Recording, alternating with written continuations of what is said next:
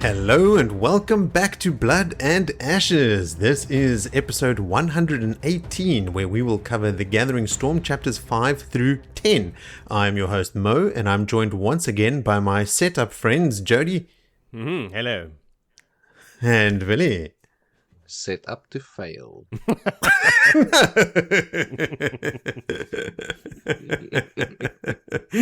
Speak for yourself. These chapters, just like as you would expect, second episode for the book, just set up. Nothing of any kind of real consequence. But yeah, expected, I guess. Yeah. I've got my last chapter I can summarize in one sentence, and probably 8 words. I won't. I'll go more in depth. Well, you will, and then you'll expand. Exactly that. Think more. I think there's a lot more. There is a lot more. But basically, you have to delve deep into the hidden little gems that there is being thrown across. But that's what we do after the summary, and then we talk about it, and we dive, and we scrub, and we scratch, and we dig. I've got quite a few pages of notes. Usually I sit at around 12 or 13 pages of notes, and this time it's 15, despite the sort of lack of substance. But there is a lot of chapters. Yeah. You know, so lots of POVs, lots of little alleys for us to meander down. How many did I make? In our never-ending quest to get sidetracked. I got 12 pages. That sounds about average for you as well. What am I doing here? You're king sidetrack, Rick. What are you talking about? All right. Well, talk about sidetracks. Should we backtrack? No. Oh, okay, cool. Let's no just skip callbacks this time. This week we'll just skip it. I think we all have a couple of callbacks that we need to own up to in this week's. Well, let's just do it in this week's exciting installment of callbacks.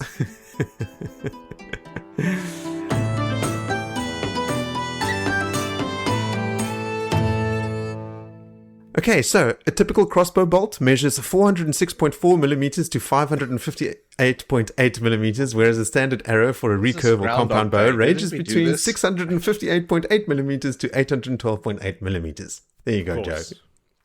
That's what I said the first time. I don't know why you just don't believe me. What did you say, Will? Yeah, I said, is this Groundhog Day? We had this discussion a fortnight ago. Well, we started with it as well. Yeah, we did. And I only gave it in inches last time when Jody asked for... What did you say? How did you term it? Like in God's measure? God's Christian units. Yes. Christian units. There we go. Well, there you have it. Friend of the show, Kerry, sent me a voice note on WhatsApp to say, Enid Blyton did not write Peter Rabbit. It was Beatrix Potter. Oh, that's true. Yes. Old Beatrix. But Blyton did write the famous 5. Yeah. All right, then. Those magic clouds that old... What was his name? Reynold Fanwar. Reynold. They His were, wife, Jody... Citroën. They were black and silver. It's italicized. You can't actually see or hear the lightning, but the clouds are silver in the gaps where their light breaks through. And then later, when Reynolds' wife comes outside, he thinks about the color of her hair, and he thinks to himself, silver more than grey, like the clouds. Like I said, callbacks are dumb. Let's not do them this week. So I went back, because, I mean, there's other times where we've read about like crazy clouds at Shai'l Ghul and stuff. So when Demon Dread goes back to Shai'l Ghul, he goes into the mountain, he looks up above at the crater, or like the hole in the top of the mountain at least. The clouds are grey, only grey. So specifically not silver or black or anything weird, but they do, scud around like really, really fast. And then when Margideon goes there, remember when she gets punished, they are yellow and black. So also different. She was there during a more sulfuric day on sunset. There was a sulfur outburst. Daylight, the daytime matters in these circumstances. Oh, of course, yes. No, daytime affects the color of the clouds above Sha'al Ghul, which notably are also a different color from those over Thakandar. I think like when they meet outside the mountain, they're one thing, and they go inside, they're a different thing. Here's a callback for me. Not only you guys get called back on, I said that Calden goes with Rand to Ibudar, but I meant Arad Doman, which is my quote-unquote favorite mix around. I often swap those two around because they both start with vowels and are two words. And then there's also Bandar Ibn, just to throw it in there. Throw something else into the mix there. Why? For some reason, whenever I read Bandar Ibn, I think of what's Tylan's son's name? Beslan. Beslan? Yeah. Beslan Bandar. But he's not there. He's in Ibudar. If you say so. Not in Arad Doman, in Bandar Ibn. Is he still alive?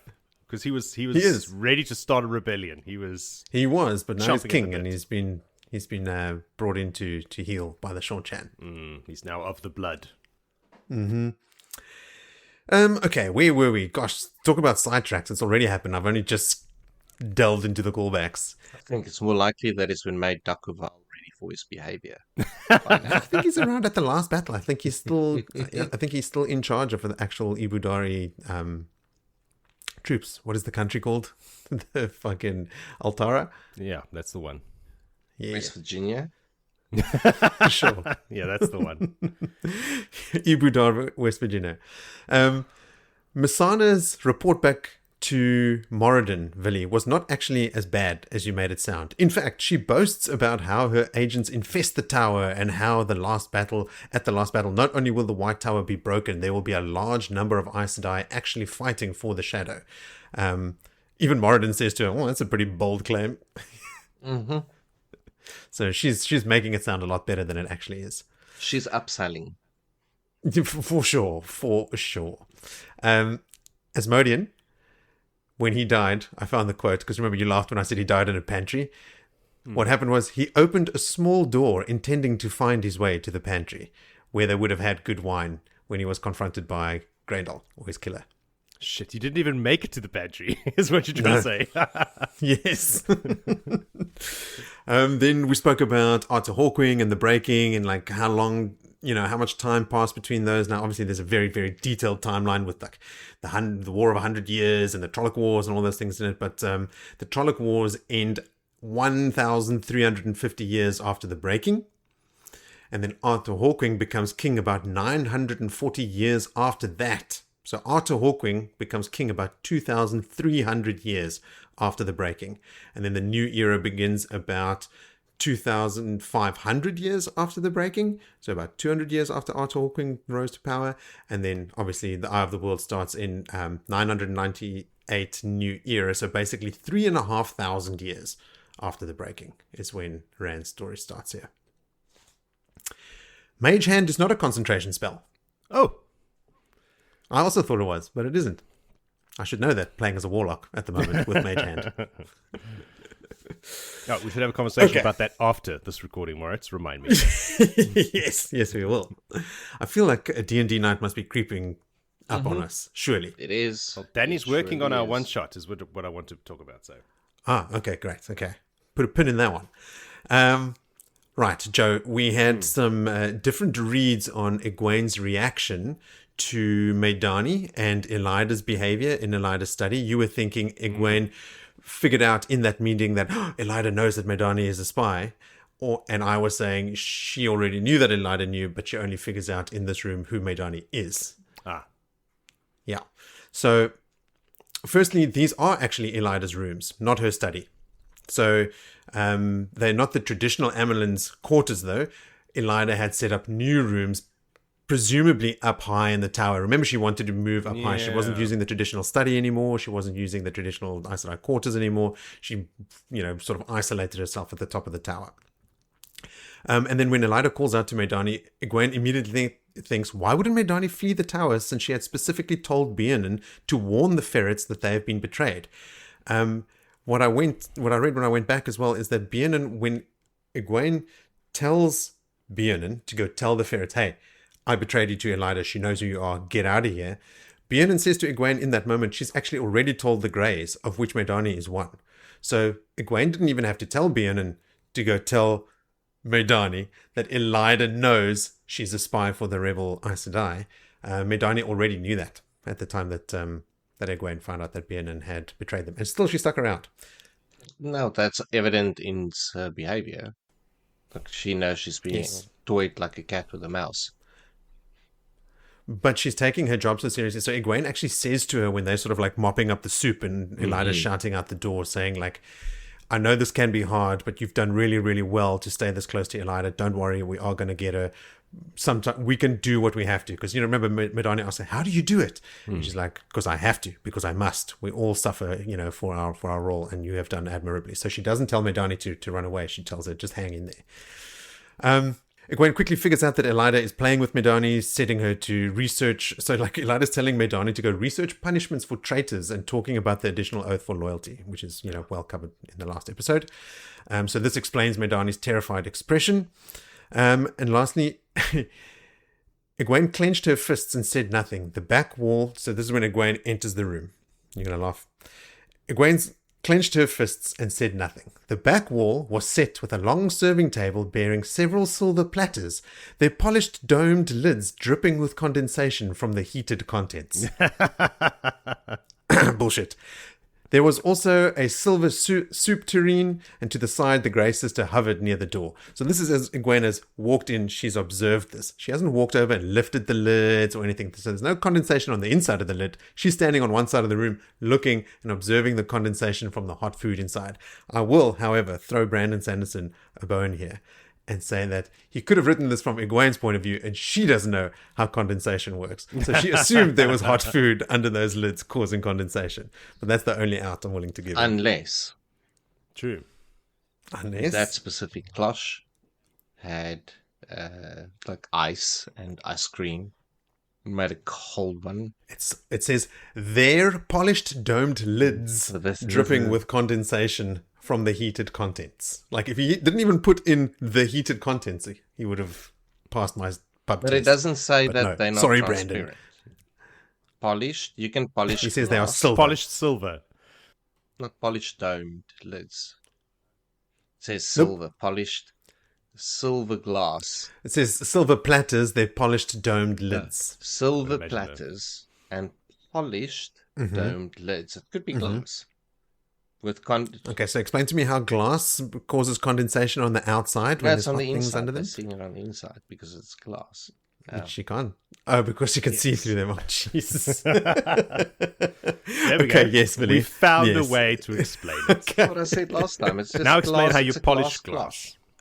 Well, you have unpolished glass that's clearly dirty, and then you've got clean polished glass that's clearly clean. I mean, that's how you do it. You do it with a cloth. I don't want to say that you spit onto the glass and wipe it, but you get it out of the dishwasher and it's like squeaky clean.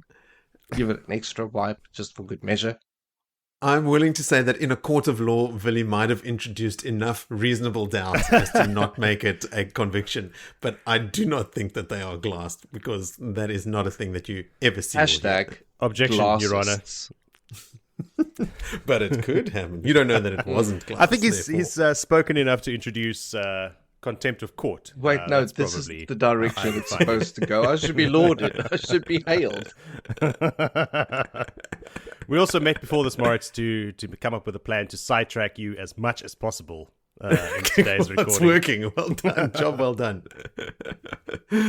Okay, let's forge ahead. The ferrets were all outside of the tower when Siuan was deposed, so as to not raise suspicion. So the people that the rebels had chosen to go back to the tower, I think, Joe, you had said that they were all outside of the tower at the time that they were chosen to be ferrets, but no mention of whether they were ever in Saladar or not. Right. Yeah, we were talking about whether Egwene ever would have had an opportunity to meet Medani, but they were sent from, like, when the Saladar 6 admit to Egwene that they'd done this, they had already acted before Egwene and the rest had arrived at Saladar. The town in which Gawain and the younglings are observing Bryen's men conduct a respectful search is relatively close to Dorlan, which is the town where him and the younglings are based. And they don't want to attack the soldiers here because that would draw more attention to this town that is extremely close to where they're hiding out. And that was Gavin's rationale, even though we know he's more conflicted than anything. But that's his rationale for not attacking these men. Vili. Yes. Reynold Fanwar and his dad that fought in the Aiel War. So, Reynold lived and worked on his farm for 40 years. If it was his dad's farm, that would make Reynold about 40 years old, if he was born there, right? Lived and worked for 40 years. He's sitting on a chair, though, that his grandson had made for him 2 years prior. So he's probably a bit older than 40. Even if he and his own son had children at 18, and let's say his grandson made the chair when he was 12, Reynold would be at least 50. Maybe if they're at the Blight, they start doing things a lot earlier. So like 50. I mean, I think that's cool. 50. Yeah, for sure. But all of this is moot because it was not Reynold's dad that fought in the Aiel War. It was Thulan, the blacksmith. It was his dad that fought The in wrong the Aiel man. War. But, I mean... Yes, completely. There were only 2 men to choose from. And we chose But the now wrong there's one. still a hole in the story There because is. Thulan has a young daughter. But he's also been married to his wife for 25 years. So he's not that young. Also, he has a head full of grey hair. So Thulan, he's also quite old, like would have been old enough to go fight in the war when it was the He Aiel would War. have been married when the Aiel War was going 20 years ago. Exactly. He'd have been married for 5 years. So you would have been shipped off to war. But he is a blacksmith, and who knows? Like, you know how the Aiel also, their blacksmiths don't... More than anything, he needs to be shipped off to go and do mending of I tools guess. and stuff. I mean, this is what it's all about. Them getting shipped off like the battle's coming and we need to go blacksmith the thing. Yeah. Well, there you go. He certainly would have been old enough to go fight in the Aiel War, not just his dad. The latter, that they're just so hardcore. They only take the old men. the disposable ones. They're like, yeah, we don't need you guys. Like, just hang back. The expendables. Hold the north. Like these old luts, let them go and do the thing. And then they still kick ass and take names. Yes, being Borderlanders and all. But then again, against the Aiel. It was a big fight. They know each other's names. Yes.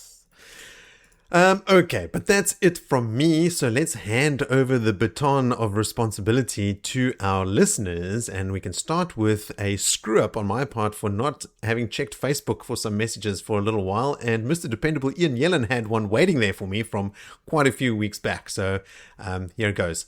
Some thoughts I had while listening to the last episode while driving into work.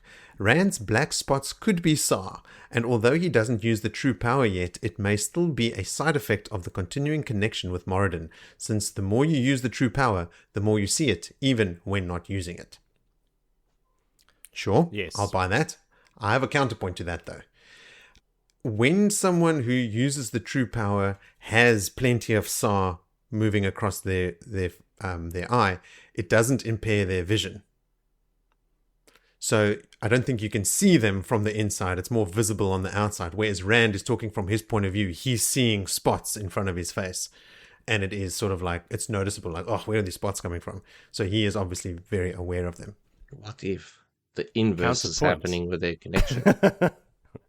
Because of the connection, he's getting a negative view out of Moradin's eyes. So whatever's correcting it from him, he's experiencing an opposite of.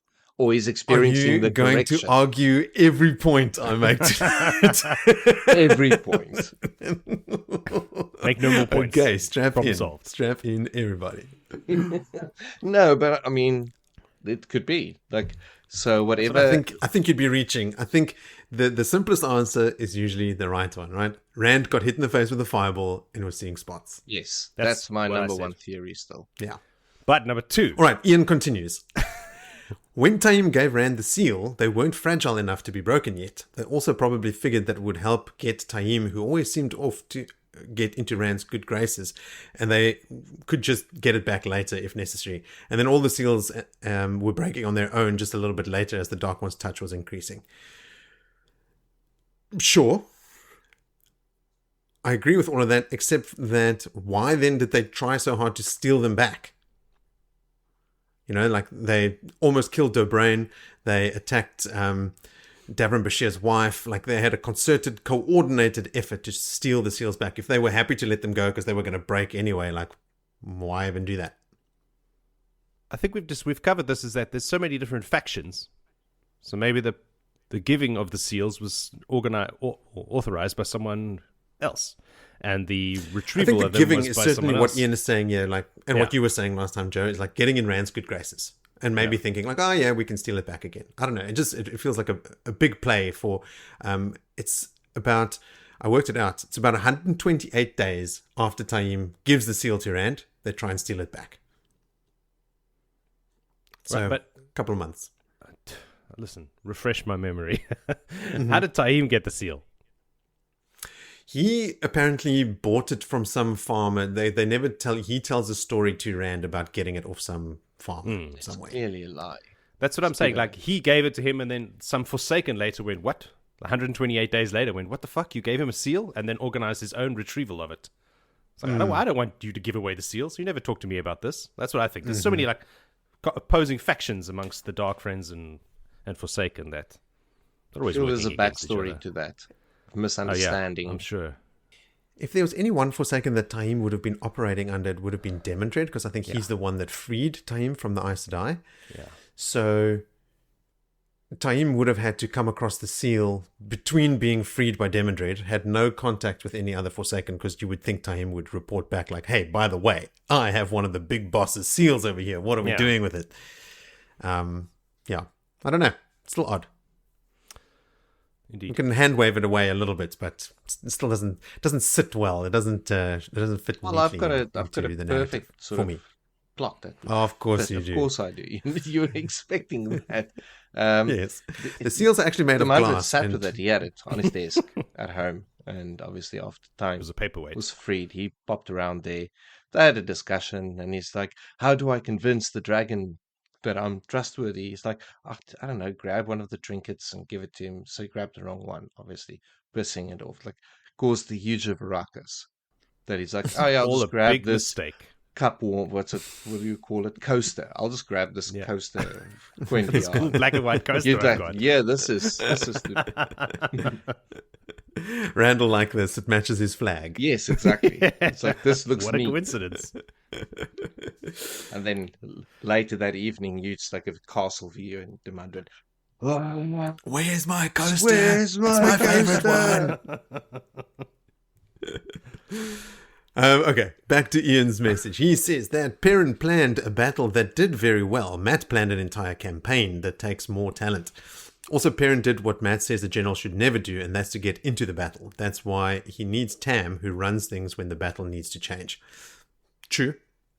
Perrin does get hands-on, so it is good to have a 2IC there, right? We were saying, like, Perrin immediately makes Tam his first captain. And so it's good he's there, because Perrin is too hot-headed, like he had to get in there, especially since Fail was the goal there. Ian continues with, in the next book, it talks about Rand going to a whole bunch of safe houses. That might be why he was jumping all over the place. Yep. The only confirmed locations are in Tyr and Arad Doman, where he starts this book. So like those are the only places that he names, but there is a lot of talk in the previous book and here about him going around to different safe houses. It's mentioned explicitly here that since the attack from Semirhage, he's jumped around a lot so that he's not caught by anyone trying to follow him. Sun Palace attack, wasn't that the one? Blew the half of the palace apart. Sort of, but Rand here says specifically, like, I mean, he stayed in Tyr for a long time after the cleansing of the source. He stayed at that manor house, Lord Algarin, what was his name? Yeah. When all the big Trolloc attack happened and stuff. Now he's in Ibudar, but he says to himself in this chapter, in some of these chapters, that since the Semirhage attack, he's had to keep moving. So he's moving a lot faster. I think he's also talking about like the newness of like the camp that the Saldaeans have set up around the manor house and stuff as well. As, this one's less of a manor house. It's more of like a hunting lodge that he's staying in. And then Ian's last point is, in some ways, Rhonda Makura's beating by Elida was a screw-up, but in other ways it was necessary. If that hadn't happened, the Seanchan wouldn't have been producing Falkroot in such a large volume. Then Perrin wouldn't have had it to take care of the Wise Ones at Malden. So, I mean, from Elida's point of view, it was 100% a screw up. She doesn't give a shit about whether Perrin has 4 crew to rescue Fail or not, right? So from Perrin's point of view, it was great. But from Elida's, it was bad. And I would even go as far as saying, like, from Rand and the general story, it was still bad. Like, the story of Randland and the, the defeat of the Dark One at Tom Gaidon, did it hinge on Fail being rescued? Ooh, Like, time will tell. Maybe. Personally, I'm willing to sacrifice her life for the greater good. But Perrin could have maybe been. not. Yeah. Like, she's But who knows what would have happened to Perrin if she died? He Maybe he would've went gone crazy. Maybe he goes full wolf. Then he's not there. At the last And battle. lead all the wolves into battle with Elias by his side, running on all fours, sniffing butts. It That would have has been to be amazing. there. I mean, Yeah. I'd like to read that alternative universe. Yeah. write not? it. Willie's big on fanfic. Thank you, Ian, for those points. Then on Discord, someone sent me this message also ages ago. So, oops, my bad. Sorry. If anyone on Discord wants to send me a message, just tag me in it, because that's mainly what I do in there, is go find out where I was tagged. So, okay, to our Discord buddies, just do that in the future. But Discord user Lady Alina sent the following. A bear market. The term bear likely predates bull in financial context. It's believed to stem from the practice of selling bear skins, where speculators would bet on the prices falling before they had to deliver the skins, leading to the proverb about selling a bear skin before catching the bear. This practice and the term bear skin jobber were associated with market downturns and speculative selling. Okay, that makes sense. Then the bull market, symbolizing rising prices, likely emerged later as the opposite of the bear market. One theory suggests that it was chosen due to the bull's upward attack with its horns, mirroring the rising trend of a bull market. That's what we had said before. Another theory connects it to the bull baiting sport, where bulls were forced to fight, and bulls became a term for those who broke stocks on credit. Whatever that means. In the early 18th century, both items became part of financial language in London's Exchange Alley. In the early 18th century, according to Wikipedia, they were used to describe market trends and the sentiment of investors. Cool. Yes. Lady Alina asked, like, why didn't this come up in my research? I was going to say, because my research is a cursory Google on the topic and just And now- copying and pasting some text. And then it's the first AI generated one, which is wildly I inaccurate. seldom do that, if ever. No? Yeah, no, Okay. no. I try not to, because of the wildness of some of the responses. But yeah, producing this podcast while having a full-time job and a young family is very time-consuming. So I don't quite have all the luxury to research the etymology of bear and bull markets. But that's why we rely on our listeners. So there we go. Thanks, Lady Alina. Then also on Discord, Dark Queen says, Sylviana becomes Egwene's keeper, not mistress of novices, like I had said. In fact, the original post was, who's going to break it to Mo about Sylviana? There was also some other, like, huge spoilers for me that I did not recall. I would like to suggest that we put this out there to everyone. From now What? on, no more spoilers. On our I didn't- spoilercast. Yes, because I don't remember anything.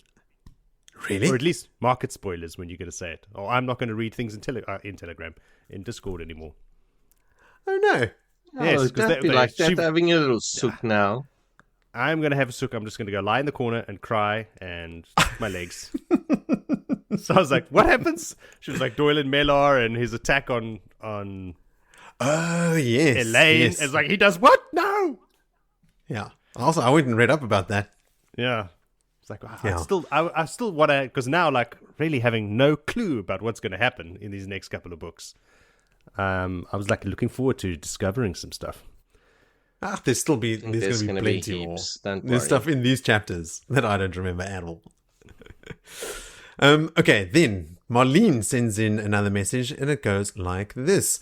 Gathering Storm, just a quick note as I'm traveling for a spell. In the prologue, we get caught up on multiple factions. I only liked reading about Tylee finding out about Trollocs the hard way, the part where the prologue I felt the most vested in, because Tylee Kirgan is cool, and the Prophet bites the dust, finally, very fitting, really.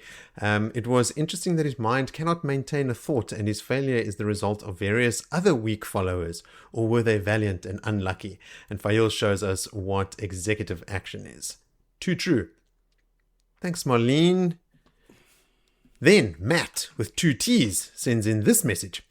Hi guys, you might remember a while ago I said I started 2026 with a burst of new energy and was going to go back to the start and read Wheel of Time from the beginning. Well, that didn't happen. Instead, I took a detour and reread The Fellowship of the Ring, still waiting for my library hold on the rest. Anyway, I decided to read Wheel of Time along with you guys, so I picked up my copy of The Gathering Storm and burned through the first lot of chapters. I've only read these books once before, so I'm sure I'll be in for a few surprises. My only note to that is, snap! Yep. Regarding Sanderson's tone versus Jordan, I can definitely notice the tonal shift. The book feels written in a more modern style, but not necessarily bad. Agreed. Favorite moment from these first chapters, Reynolds in the prologue wondering what his neighbor was about, and then his wife coming out hearing about the pots and declaring that they need to leave. Reynolds just drops all his questioning and packs up and heads north. Oh, the wife says, oh, we have to go? Okay, we're going. Yeah. The pots with a kick there. Yes. Borderlanders don't mess around once they've made up their minds. Nope.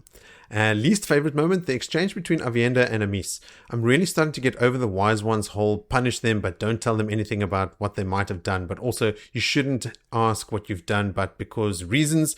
It's just frustrating to read everyone being so obtuse about it. Sorry for the long notes. Normally I'm pretty brief, but must have been on a roll this morning. Cheers, Matt.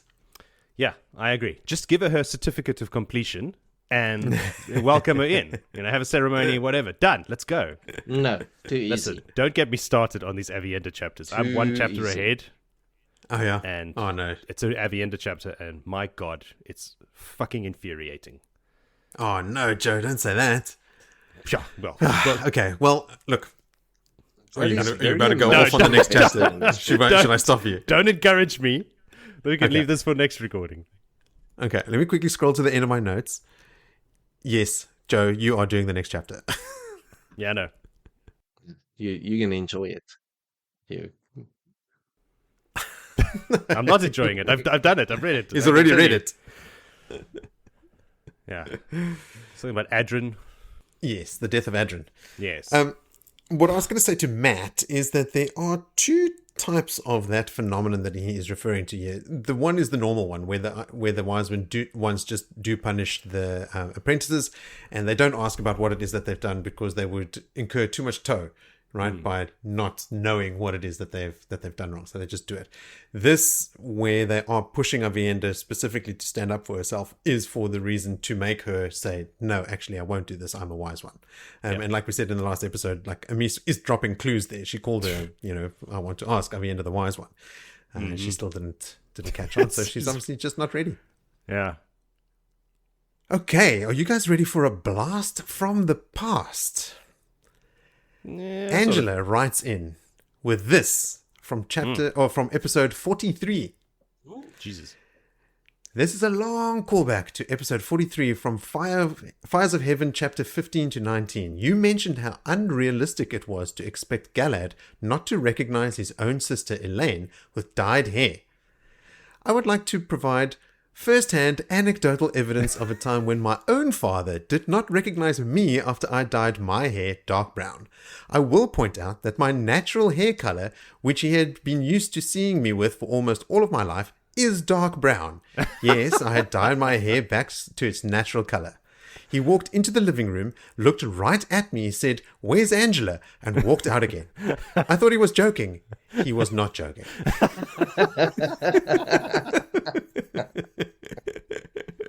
It's beautiful. Amazing. I believe that 100%. Okay, so good. Okay, so just a quick dye of the hair makes a huge difference, even if it is the hair color that person had for the majority of their life.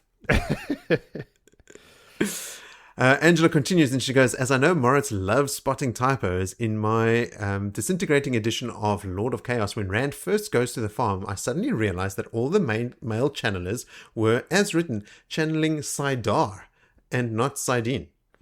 And not one character commented on what a remarkable thing it was for the men to suddenly all be channeling the female half of the source. Of course, it was just a typo, but what a typo. They continue channeling Saidar throughout the entire scene. Out of all my books, it's the one I can't find right now, so I can't tell you the edition.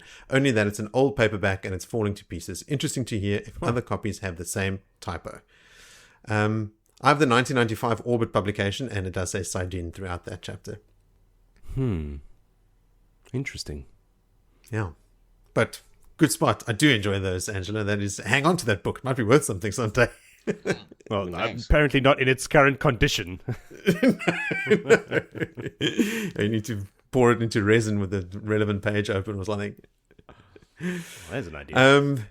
Thank you for that, Angela. I hope you are not at episode 43 because you're only going to hear this message many, many, many, many episodes later. But when you get here, thanks. All right. Now, Jono Pierce continues her rich vein of form with this message. Good day, friends. I've done some research and I now believe that yes, of course, Rand does in fact get Aviendha pregnant before the last battle because she has quadruplets after the last battle. I'm just not sure what happens. For certain, none of his kids are born prior to the last battle. So, Joe, this touches on what you were saying before about Elaine and her kids. But on this point, Brandon Sanderson has said that Rand impregnates Aviendha the night before the final battle starts at Mirrorlaw. So she is pregnant during the final battle and would have the kids 9 months after the battle is concluded. I don't like those words. Rand impregnates Aviendha. I get what you're saying. Sires his children with his beloved. Yes. Impregnate her. Conjures a spark of life.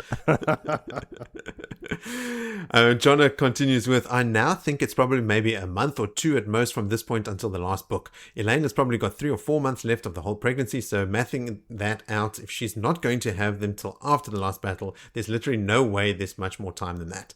So crazy that so much is left to happen still before the end. This is why it's 3 books and not 1. Now, I'm thinking that Moraine gets rescued possibly within days of the actual last battle. Yeah, it's like a week or 2.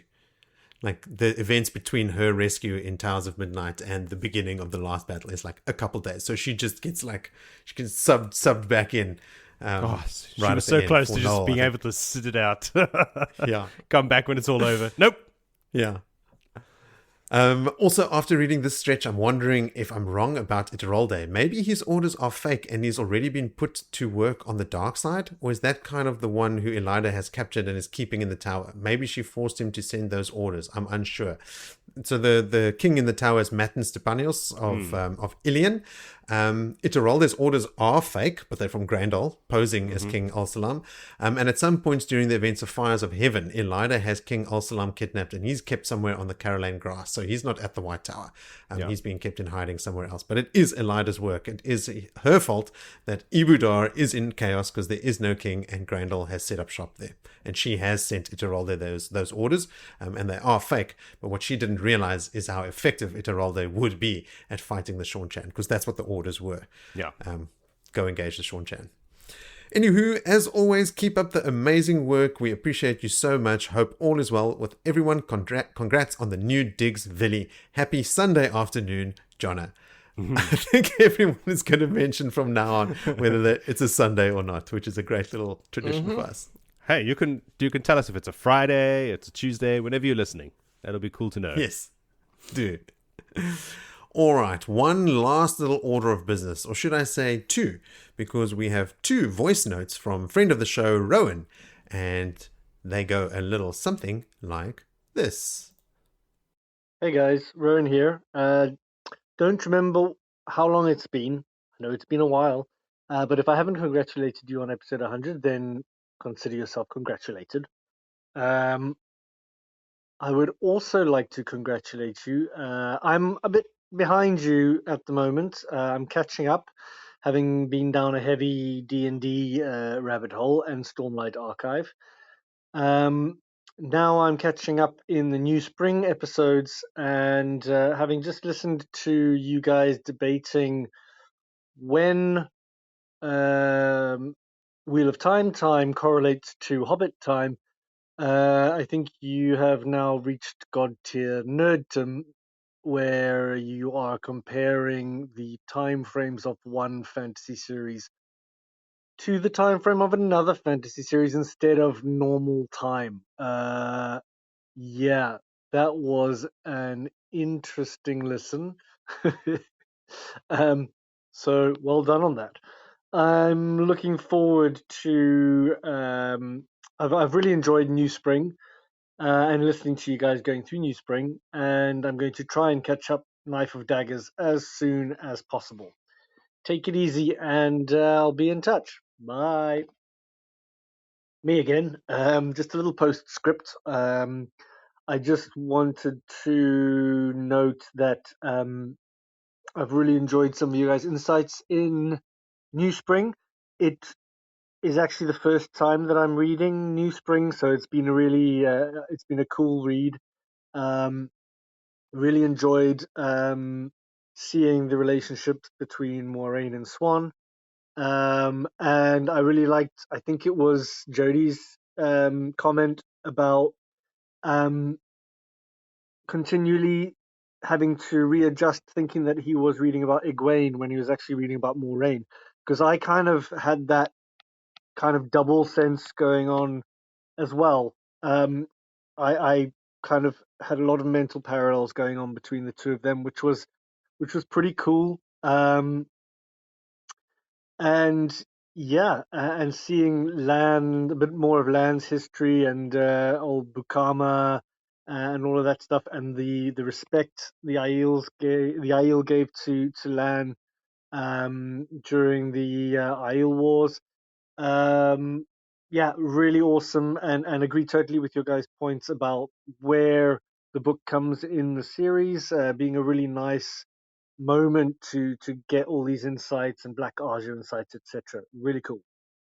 Okay, Rowan just stringing together the voice notes there, getting around the 90-second limit, but I'll allow it. It has been a long time since we've heard from Rowan. I actually got a bunch of other WhatsApp messages and stuff from him as well, praising our research into pike and the size of silver pike and what species they could be related to and all that sort of stuff. I mean, that's near and dear to him, right? Like, that's kind of what he does for a living, so... Yeah, he was very impressed by that. D&D and Stormlight, what a great rabbit hole to go down. If you're going to park the Wheel of Time for anything, that is pretty great. I approve of that. I can relate to that because D&D is like, that's my rabbit hole at the moment, and Christina's rereading Stormlight Archive right now as well. Amazing. So your whole family, like your eldest son is also into D&D. You're playing D&D with the kids on camping trips. It's taken over the family. It's amazing. I can relate 100%. Christina. Loving it. Where are you in Stormlight Archive? In the last third of the second book. All right. Last third of the second book. Oh, okay. Wow. They're tomes. Yeah. yes, they are. Is the second one where you find out all about what's the Blackthorn's history? Like how he became known? I don't know. Yeah. No, I don't know. I'm not going to be going back and forth between Christina and I right now.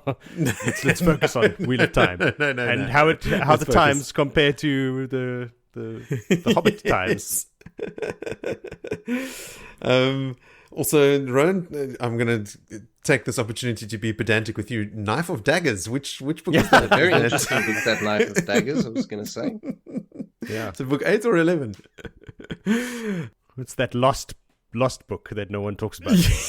The Secret Histories. He probably meant a knife of dagger hands. That makes more sense.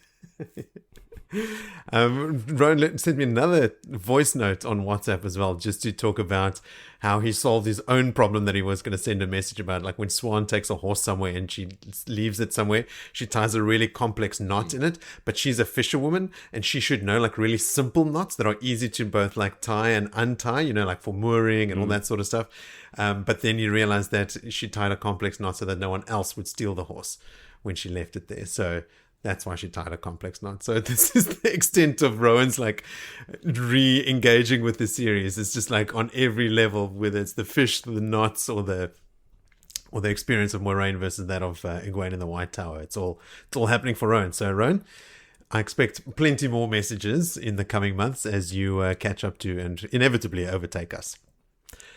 But that is it for callbacks. So one more little piece of table setting and then we can get into the good stuff. But first, let's go over what happened previously on Blood and Ashes. We started a new book. We had Borderlanders packing up their whole lives to join something. War is brewing, troubling unnatural skies, giving bad omens. Rand sends back the terrified Sul'dam Damane from his encounter with Semirhage back to Ibudar to tell the Daughter of the Nine Moons he still wants a meeting. Tylee Kurgan loses Mishima to a Trolloc arrow after ruminating on how she doesn't want to face Perrin on the field of battle, both because he's a good commander and because she likes him. She feels like they shouldn't be waging war against these people, but that is a traitorous thought she can't even share with Mishima. Graendal is summoned by Moradin and treated to a Masana and Demodred having to report back to Moradin while she gets to watch. Masana wants to rescue Semirhage, but Moradin shuts that right down. He tells them that if they can bring Rand pain and suffering, they will be rewarded. Meanwhile, Rodel Ituralde springs the trap he's been working on for some time now. As General Turan's Seanchan forces approach the city of Darluna, Rodel's disguised forces attack them from the rear while the soldiers in the city take them up front. Meanwhile, Fail and her people catch up with Masima, and unbeknownst to Perrin, Fail executes Masima herself with a dagger to his heart. Meanwhile, Rand has moved his party to Arad Doman. He's had to keep moving to keep the Forsaken off his scent. He has recently been gifted a rare find, Arthur Hawkwind's sword Justice, which he now wears. Cadsuane and Nynaeve complain that they can't break Semirhage, but Rand forbids them from using anything resembling torture to get information from her. And back in the White Tower, Egwene is getting even better at taking her beatings, tears not even rolling off her cheeks anymore. After her regular dose of forkroot, she attends Elida in her chambers to serve dinner. She's greeted by a grey Arger sister that seems generally terrified. Turns out it's Maidani, one of the rebel ferrets sent by the Saladar Six. Elida knows Maidani as a spy, and Maidani knows Elida knows, but Elida does not know that Maidani knows or that Egwene knows all of this. When Elida starts making comments about adding a fourth oath for the sisters to be bound to obey the Amelin seat, Egwene can't take it anymore and dumps a soup tureen all over the floor. While Elida calls for cleaners, Egwene tells Maidani to send for her for lessons. Egwene is dismissed and goes to have supper before going back to Sylviana's study for her last beating for the day. The anguish she felt at seeing Elida's reckless destruction of everything the White Tower stands for completely trivializes the physical pain of the beating from Sylviana, and Egwene starts laughing. She has finally learned how the Aiel do it. Meanwhile, Avienda is traveling with Ruach and some Aiel toward the manor where Rand has been summoned to, or where Rand has summoned them to. While running, she is approached by Amis, who starts asking her pointed questions in a clear attempt to judge her answers. Avienda answers as best she can, but is distracted by the fact that the Wise Ones have been giving her increasingly humiliating punishments to perform without actually teaching her anything more about being a Wise One. She is completely perplexed by it. And finally, we join Gawain and Jessau, one of his younglings, as they spy on a number of rebel soldiers searching a small town, albeit with respect and care. Jessau wants to attack, but Gawain knows that would draw too much attention towards Dorlan, where the younglings are based. He's incredibly conflicted about what he is being asked to do, who he is working for, and who he has been pitted against. It is starting to dawn on him that he may have chosen the wrong side. No duh, Gawain. Double der for the last two characters there. Double der. Double duh. So that brings us to our first chapter for this episode, which is chapter 5, called A Tale of Blood. Vil, please tell us a tale of this chapter. I will do that. We are in the point of view of our main protagonist, Rand. And he is in Bashir's camp. You know, as leaders do. You're walking around, tapping horses on their heels and checking their hooves and stuff. Maidens in tow. There's a couple of Aes Sedai that's always attending him. Today it's Elsa Penfell, who's part of this team. Now, if you remember her, she swore some very heavy oaths to him. Mm-hmm. But she also swore some heavy, very heavy oaths to someone else, as we know. Mm-hmm. The other one that's cruising with him is Coreel. She's currently unsworn. She's just a standard Aes Sedai that leaves him feeling uneasy. Now, to bring back, Elsa was also part of the crew that put him in the box. So she had that whole, just to remind us. I feel like Elsa is a bit of a reminder, yeah. Anyway, he's thinking of Matt during his walk-in inspection, because Matt would be handy to have with the army, obviously thinks of him.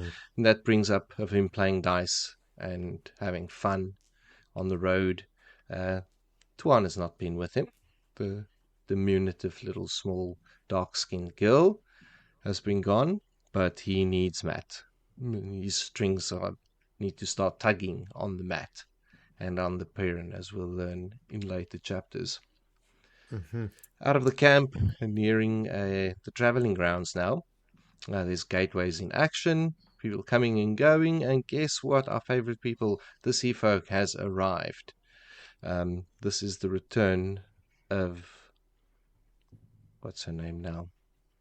Hareen. Yes, Hareen, who had Did left. Togara. Yes, That's the one. who had left to go for the big meeting. Mm-hmm. That has now returned. Yes. Well, not just returned, she's been summoned by Rand to act as the official ambassador to the sea folk. Remember, Logain came and told the other sea folk. But that was part of their deal to have one person with him in the bargain. Yes, and Rand said, I want Hareen. She seemed cool. She seemed alright.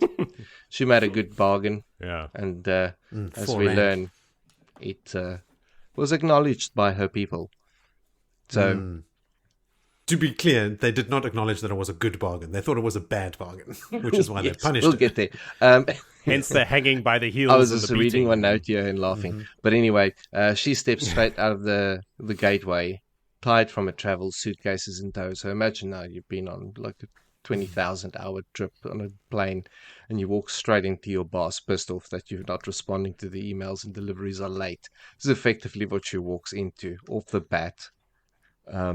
Now, it's important to note that Cadsuane isn't with him, so he's taking every opportunity to be quite bombastic, I think.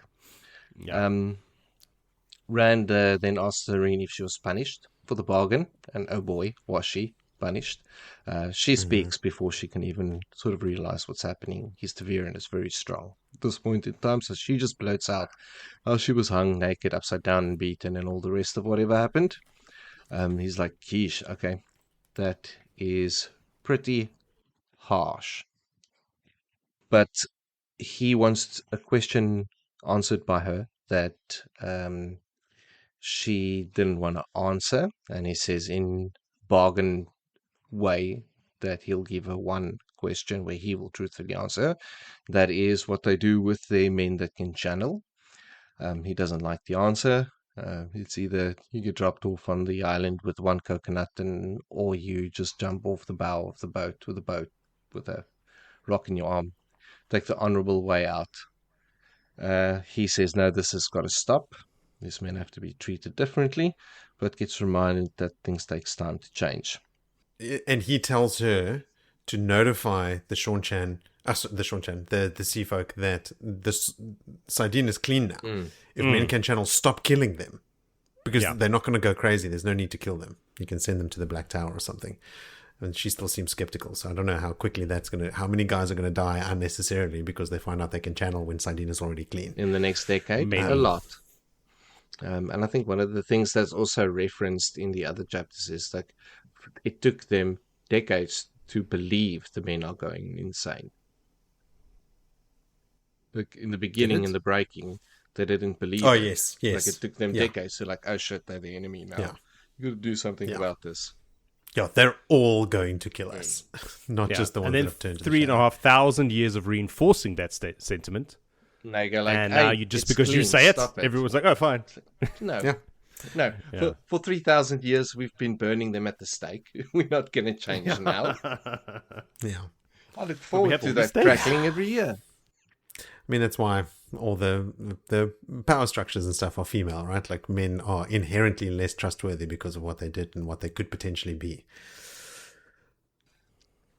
Rand then calls for Flynn, who has opened the gateway and gone and fetched her, to come and join him, and goes off on a bit of a tangent about how everyone's free except him. It feels very like Rand ego is being built up in this whole chapter.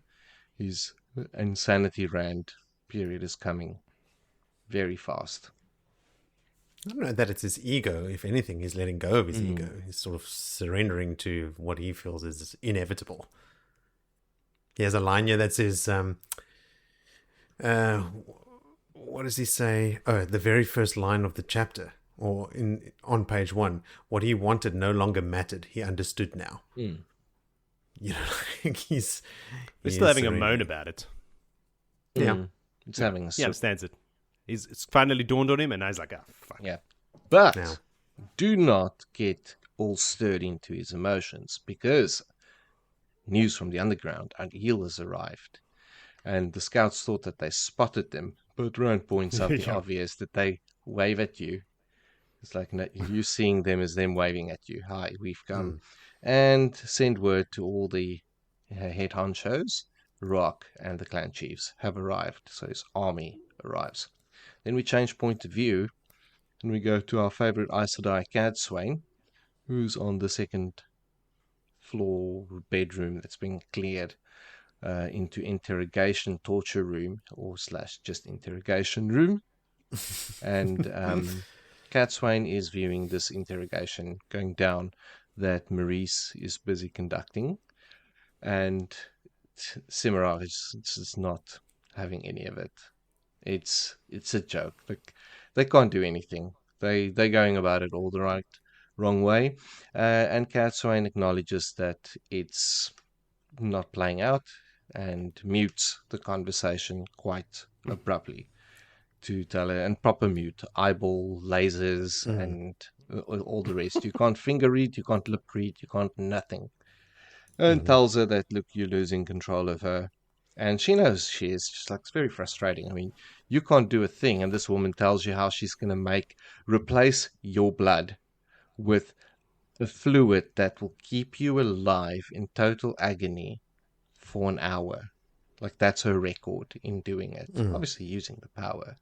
And this is an answer to her being pushed for. What's Grendel doing? It's like, it's just toying with them. Like, super cool. Anyway. Super cool. But Cadsuane is determined that she will be broken, because she will not let her slip out of her reach with all of that knowledge. And whether that means they use the Adam or not, he'll have to deal with Randall Thor then. But she'll play to his game. Anyway, Maurice is all composed, and she asks for the mute to be disabled, and she carries on back to conversation about Grendel and what is her plans and yada yada yada. But Cadsuane realizes that Semirhage, much like herself, is going to get broken by torture. And what would she do to break herself? So Cadsuane is also thinking that she's at that level of the Forsaken, and starts her thinking in that direction. But first they put this questioning to an end for the day and ships her up through magic weaves and upside down, I presume, still. And first it's now time to tend to the boy, and it's the end of that chapter. Joe, what you got? Tell us. No. Tell us. No. Tell us. No. Okay. That's the interrogation. Yeah. Like, everybody knows this is pointless. Total waste of time. Everybody's time is being wasted. Just like, fucking hell. Cadsuane at the end, like, finally sort of realizing, oh, wait, just the threat of torture is not going to, even torture is not going to work on this person. We haven't tried torture yet, but even torture is not going to work because it wouldn't work on me. So how would I break myself? Which is a step in the right direction. Yeah, what did she say about herself? She saw elements of herself in Semirhage. I was like, how does that feel, Cadsuane? You're seeing elements of yourself in one of the worst, if not the worst, of the Forsaken. Well, strength, I would hope, and determination, and not all. Cruelty and dark love and all the rest. Dark love. Dark love, yeah. Anything else, Joe? I've got a couple of notes here. No, I don't have. I know you've got notes. You've got 15 pages of notes. Let's hear them. Oh, here's one of those pages. Like I said, we start the show off bleak on page 1 of chapter 5. Rand thinks what he wanted no longer mattered. He understood that now. Ooh, dark Rand through and through. Corell the Yellow is bonded to Dharma Flynn and will be around until the end of the series. So Corell also featured here somewhere. Is she talking to Rand or to Cadsuane or something? I don't know. She's accompanying Rand on his walkabout as he's busy patrolling the Bashir's army. Right, and that's right, Joe. She's not sworn an oath because she's not with the Saladar Aes Sedai. She wasn't. It was only the Aes Sedai from Elida's team that kidnapped Rand that swore oaths. Remember, Varen had them in the Aiel camp and was compelling them to do so. She's a freelance Aes Sedai. She is. So when Rand thinks of Mat, he sees a wiry, brown-eyed man wearing a wide-brimmed hat. That's Mat, right? It's an odd description of him that we haven't seen before. A wiry, brown-eyed man. This is Sanderson's description of Mat. It is, but it's also just a weird way for Rand to be thinking of Mat. It sounds so, like, disconnected and like he doesn't recognize him at all. It's not like there he saw Mat. Like when you and I think of one of our friends, our childhood friends, we don't think of that tall guy or, like the guy with the glasses. Disconnect with Lewis in his head. And it's like... It could be, and that's what I thought was like the only... But also, what I could say, potentially, they're at an age where you all of a sudden mature quite quickly. They left home, they had pimples, and the next minute they wearing swords. So it's like he's become a man, a wiry, skinny man. Mm-hmm. Something else in this description, though, he seemed to be showing off. Yeah, that's standard. Throwing dice and showing off. I don't feel like that's Mat. I think people would accuse Mat of showing off. And maybe that's how Rand would see it as well. But I don't see Mat sort of like parading around and strutting around like, look how good I am at dice, 5 chapters from if now, anything, he's he tries to rolling keep a it. dice, saying, "See, I told you, I can do it." Well, I think that's the image that's being portrayed. But I think it's a Brandon Sanderson image and not an RJ image. But what Willie said now, so there's 2 options. Either it's Brandon Sanderson's idea of how he would describe Mat, or it's that disconnect. It's showing that distance that Rand is taking away from humanity now, even from his friends. He doesn't say, "Oh, there's Mat." He thinks of this some guy because he's so detached. So there's the 2 options. Yeah, I guess that's too sad for me to consider. All right, it's Sanderson's fault. Leave it at that. But what is cool is that Rand finally stops. He straight up says here he stopped trying to dismiss the swirling colors, and now he's like, okay, cool. I can see Mat is somewhere near a city. At least he assumes it's near a city because there's a large road nearby. You can see that the little dark-haired girl that he's been seeing with Mat a lot, she's no longer there. So like, Rand is like, oh, this is something I can use, and is laying into it. Perrin, a couple chapters from now, is still just going, oh, what? No, Rand or Mat, like, oh, get out of here, get out of my head. No, dude, just use it, lean into it. So if Mat is outside a city, where do you think he is? I don't know. Where was he last? Northern Altara, right? Trying to get through the Mulvine Narrows. Mulvine Narrows, yes. So they're through there. Mulvine Narrows, something like that. But north of Altara. So, because he's not on his way to Lugard anymore, is he? No. Maybe they're going to Mirundi. Didn't Tel'aran'rhiod say that the rest of the band is somewhere in Mirundi? Because remember, they were fighting as, they were getting paid by the king there to act as a potential invading force so that the king could round up support and unify a bunch of the noble houses. So Tel'aran'rhiod's left the army somewhere, and it might have been either the very north of Altara, but like what city would they be near? Don't know. My map has got nothing. In Altara, it only shows Ibudar and Saladar. So yeah, Riemann, small city. Oh, gee, look how big my map is. Says Villy, pulls out his 6 square cool foot. A very nice map. And then it's Lugard after that. Maybe it is Lugard. Look, this is also just Rand assuming there's a city nearby. Maybe they're just near the Lugard Road or something. Yeah, let's see. Put a pin in it. When you read about Mat again, see where he is. So he's through the gap already. And Perrin is very close to him. Perrin is literally just stone throw away. Yes. Perrin and Mat were very close. We called that out recently.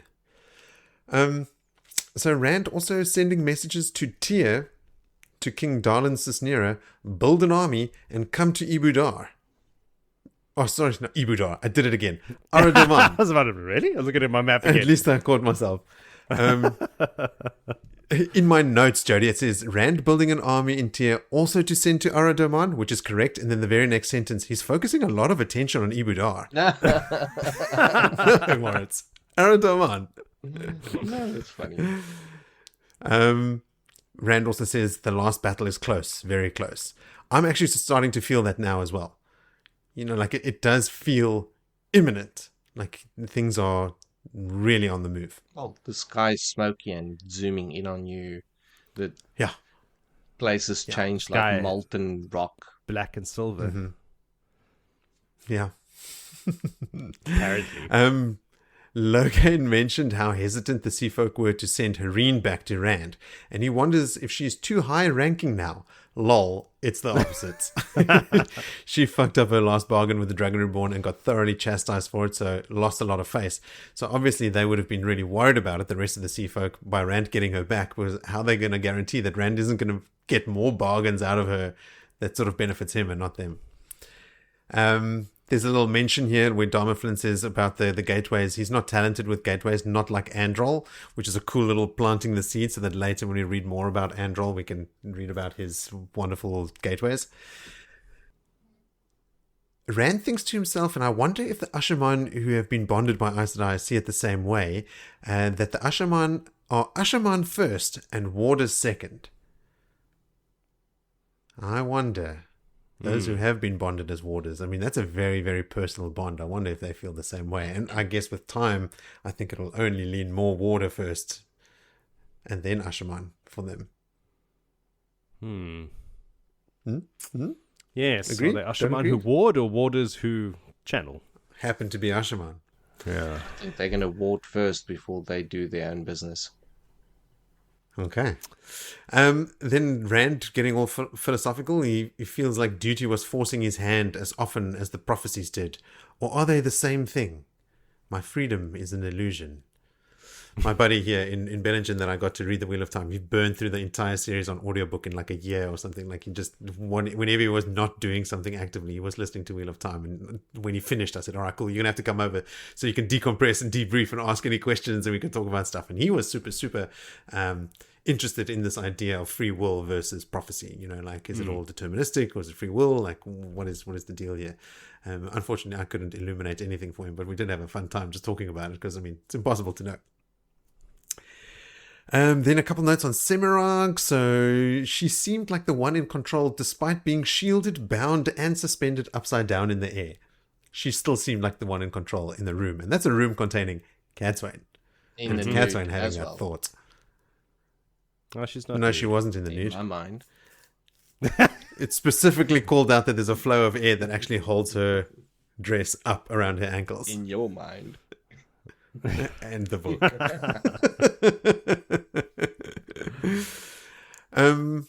There's also an assumption here. Centuries locked in the Dark One's prison, likely in a trance or hibernation. Likely in a trance or hibernation. So Robert Jordan's actually addressed this himself. Yeah. They were conscious of waking up. But remember that Lanfear said they were in a sleep so deep, they were trapped so deep, that they were denied even dreams. So Lanfear was lamenting the fact that she couldn't go to Tel'aran'rhiod. Most of them were, in fact, in suspended animation. Balthamel and Agenor, very close to the surface, were not, which is why they were so wasted when they are seen, and why they have certain degree of madness as well. The others came out unaged, looking exactly as they did, but Agenor and Balthamel, although wearing the clothes they wore, and the mask was an original he was wearing it when he went in, they were further wasted, you might say, preserved by being sealed in the bore, but close enough to the surface that they were aware of things going on in the outside. So they were a bit mad and like super aged. Remember, Agenor looked like a mummy when he came out. Balthamel was wearing a full body in like leather. Beauty. It's like Yeah. drinking the moisturizer. It puts the lotion on its skin. Yes, the lotion on the skin. That was right. My last note on that is I love that Cadsuane is not intimidated by Semirhage, right? Like she's frustrated by her, but she's certainly not intimidated by her. And then thinks to herself that Semirhage was just the day's opening scene. It was time to deal with the boy. Almost like dealing with Rand is actually a bigger deal than dealing with Semirhage, which is pretty intense. Well, he is the Dragon Reborn. She's just I one know. In for some sake. ways, it certainly is. Yeah. But at least she can like converse with him, and they're like ostensibly Yeah. on the same side. Semirhage like would turn her inside out at the blink of an eye if she could. Yeah. Fair enough. Anyway, I'm keen to see how that Cadsuane versus Semirhage dynamic goes. Yeah, the one thing I'd point out now, as well as people now knowing of Rand's inside voices every time he cocks his head. Ooh. Yeah. I feel like it's actually coming out a bit more now as well. I'm sure in one of these chapters that we go through tonight, he has another little episode where he's talking out loud. So let's get on with tonight's episode then. In chapter 6, when iron melts. Joe, can you iron out your summary for us, please? Yeah, hang on. I was just Googling a map. Where an iron melts, yes. Google map? It's a map of Wheel of Time, trying to get some more details. Yes, we join Rhodey after the Battle of Darluna. He's riding through the battlefield, thinking of how the reporting of this battle will never capture the utter carnage that actually took place. It'll just be numbers and vague, meaningless accounts. He finds General Turan, broken shaft, spear shaft in his belly, and twisted leg, and dismounts. Turan is still alive, leaning up against a rock, blood coming out of his mouth. Last breaths of life. He assumes immediately he's talking to Ituralde. He's like, "Oh, it's you." And he's like, "Yep, it's me." He says, "They call you the great captain over here." And he goes, "Yep, they do." "It's deserved," he replies. He asks Rhodey like how he did it. And Rhodey replies, "Reckon." Turan gets it. He too is a great captain, just not as great as Rhodey. He's surprised, though, that the men hid in the city for so long. He's like, how did we not see you with our rocket and stuff? Yeah, the guys were hiding inside. And it was like, I couldn't find an exact amount of time. I wrote 4 days. Were they hiding inside 4 days? I think it was weeks. Weeks? It was long. They took shifts that only a subsection, they did shifts of like men being allowed to leave. Yes. It was an ungodly amount of time. It was, obscene. Yeah. All right. So 4 weeks then, not days. So Rhodey tells him about the farmers in uniforms and like the whole plan. I was thinking to myself, this is good. This is how, the James Bond villains could take a note from here and say, wait until your enemy is defeated to tell him your plan, not while he's just waiting to escape. And Turan asks the same question I asked last week. He said, what if we had turned around and we attacked the farmers? And he's like, nah, you wouldn't have. There's a smaller force ahead. There's a barely defended city, ripe for the taking. A no-brainer for any captain, especially one relying on Rakan so much. So from the sky, you couldn't have seen my guys in the buildings. It's like, you wouldn't have turned around. Turan is impressed. There's a lot of respect between these two. But also, you done fucked up, Rhodey. Suroth is not going to take this defeat lightly. You have just brought down the whole might of the Seanchan military on your heads. The Seanchan had seen defeat as well during the battle, but fought to the death while others fled in every direction, so the news of their defeat has already spread, and Rhodey's tricks won't work again. And Rodel is like, yep, I know. This is my last big one. Turan says, says he could see in Rhodey's eyes that he knows he can't defeat them. Like, this is a lost cause, that we're just too big a force for you. So why fight? And he replies, why does a crow fly? Like, abandon my homeland to invaders? Noit, bro. Turan asks Rhodey for an honorable death. He's like, of course, I'll sort you out. Because these two, again, have only respect for each other. So Rhodey draws his heron mark blade and lops off his head. Turan's last words are, it has been an honor. Rhodey slams Turan's own heron-marked blade into the ground beside the fallen general as he rides off as a final sign of respect. We jump over to Egwene and Leane having their daily chat in the dungeons. Leane has been trying her seductive Domani ways on her guards, but she is a stinky mess, so it's not going so well. They're like, nah, it's cool. I'm not really into stinky messes. Egwene has no news on what they plan to do with Leane either. Just keep her caged indefinitely. Not like Elida doesn't have a plan. Leane thanks her for her regular visits. They've kept her sane. She also heard of Egwene's beatings and thinks it's funny how the Aes Sedai will beat the shit out of a novice, who they consider a novice at least, but it's against Tower law to lay a finger on her as a prisoner. They're not allowed to torture her. They can sorcery the shit out of their own novices. Yes, there's much wrong with the tower, we know. Egwene tells her to hold on, the same thing that she told to Maidani.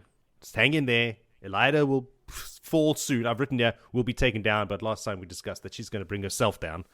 And then we'll be free. Just hang in there. As she's about to leave, she notices that the cell bars have melted onto her hands. This is Egwene. She's been holding onto the bars, talking to her, and then it's like, what? Something weird happened to these bars. And then the stones under Leanne's feet start to melt, sucking her down like a funnel. She's grabbing onto the bars. Egwene reaches through the bars and grabs her hand, shouting at the Aes Sedai that are shielding Leanne, because there's 2 yellows there. Get your yellow asses up and help. They eventually freak out and do jump up into action, and they whip Leanne out of the melting stone with flows of air and throw her across the room into the hallway. Landing on Egwene, they tumble over to the not melting part of the floor.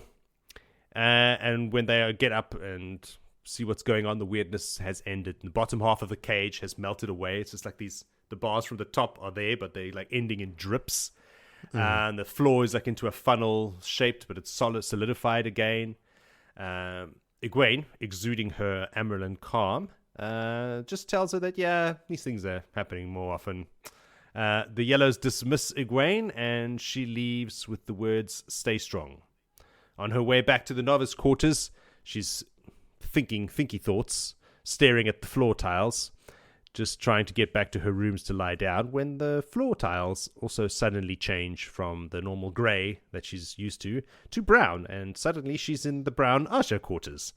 2 brown sisters are there as well in the hallway having a chat. They give her the stink eye, so she backs up and retraces her steps, but she's in the right place, looks out the windows.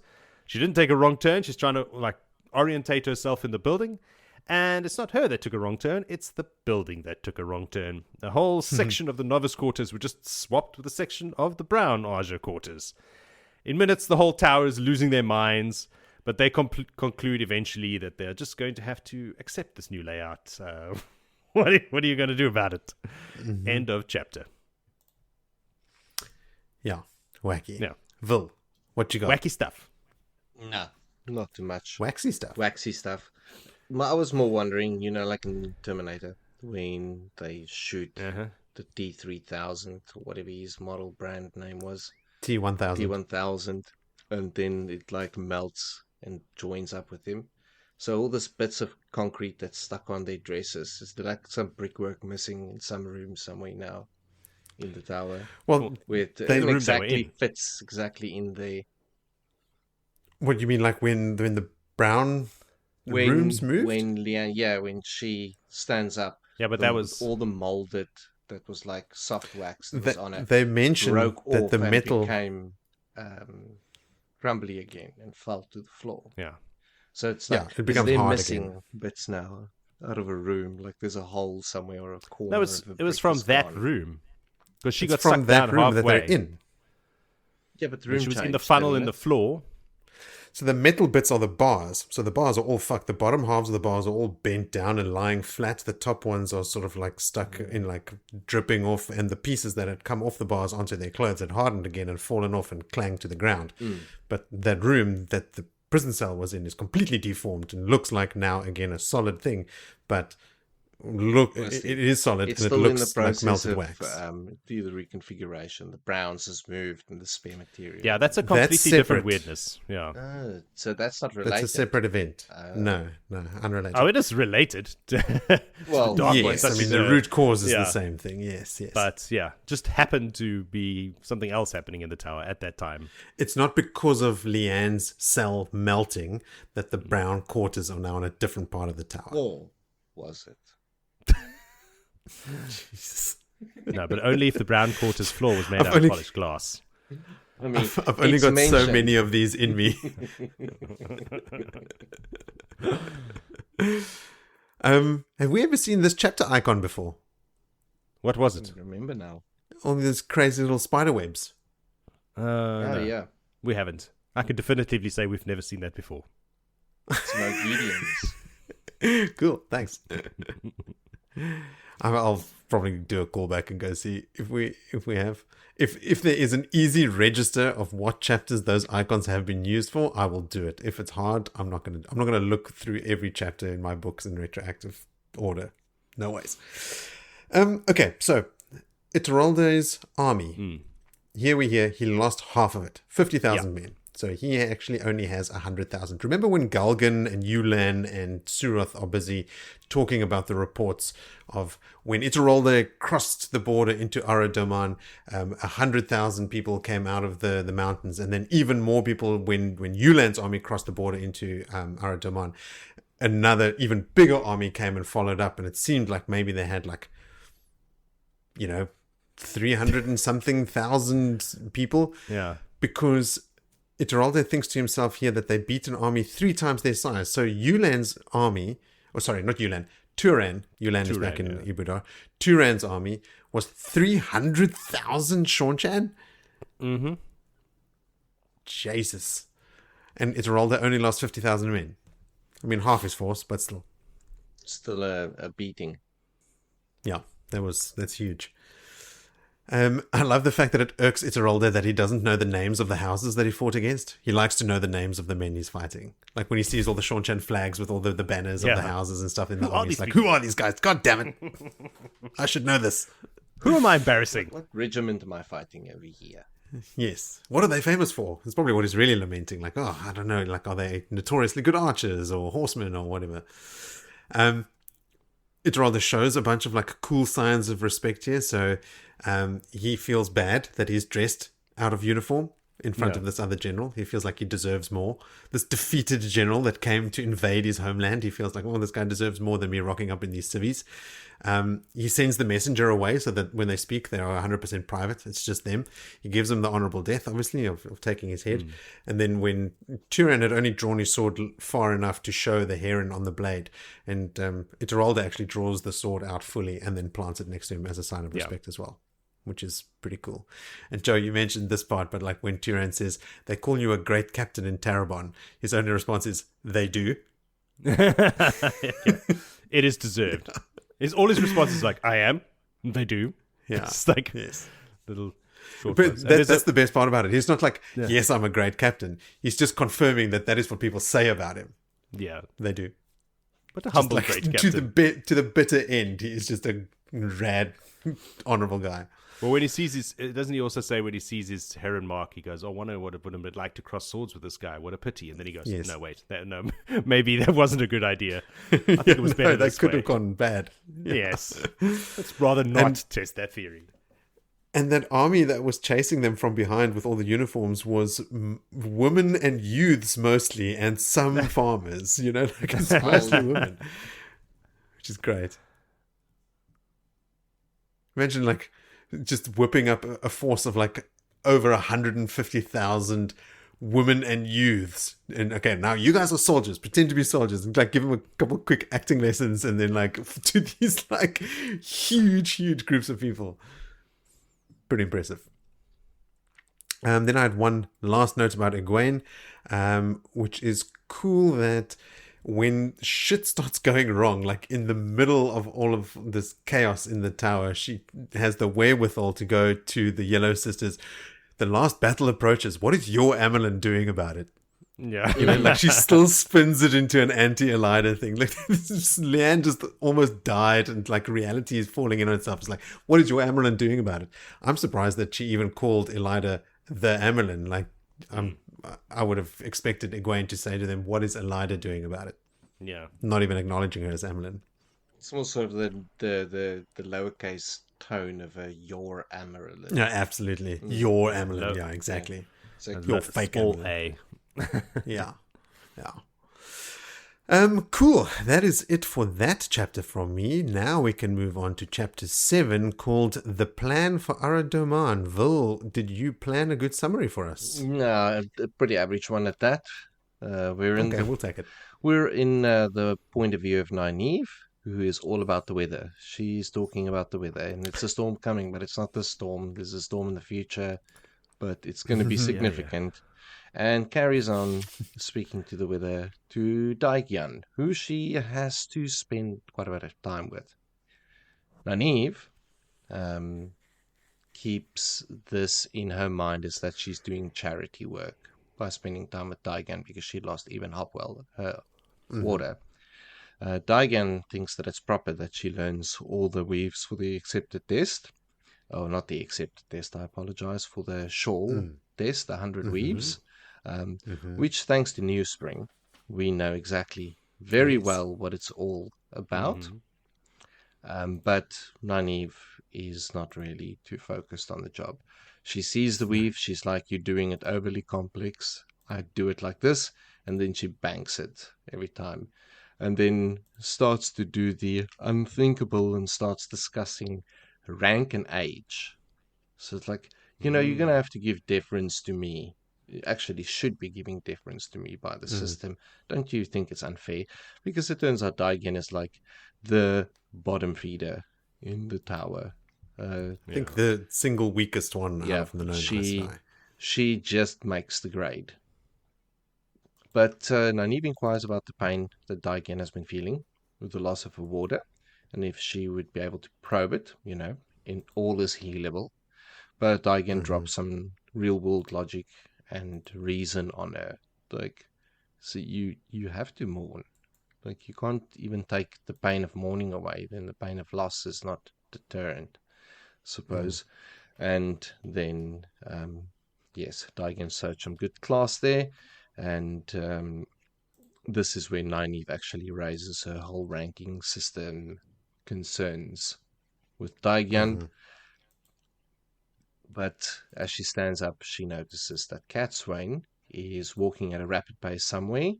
And what is happening here? Why am I not included? All me, I didn't even get a message. And she excuses herself and sets off. Because all of a sudden the camp is full of Aiel men. And specifically she mentions men. So could it be that the clans have all arrived? And she's now really angry. It's all Rand's fault. He didn't even send for her. He needs me. Nynaeve is full of importance over here. She mentions the men because the camp is usually just maidens. Maidens, yes. So these are new Aiel that have arrived. Freshies. So Nynaeve scans the gathering, and she basically follows where the two camps meet. You've got the Saldaeans. On the other side, you've got the Aiel who's just come. A lot of respect, mutual respect between the two forces. But it's not like all of a sudden mixing and high fives. There's a separation between the two forces. But anyway, she feels some channeling, finds a way, and there she finds Rand in a tent with Bashir and with Min. And later on, Cadsuane joins them. Nynaeve goes and muses that Rand should never have left home. Like, I should be on this grand adventure. He should have just stayed home. Like, okay, Nynaeve, he's the dragon reborn. Oh, yes, then she remembers. Maybe he should. More like naive. Hmm. I can't believe it's been 6 years and we've only made that joke now. Yeah, wow, yeah. That's a good one.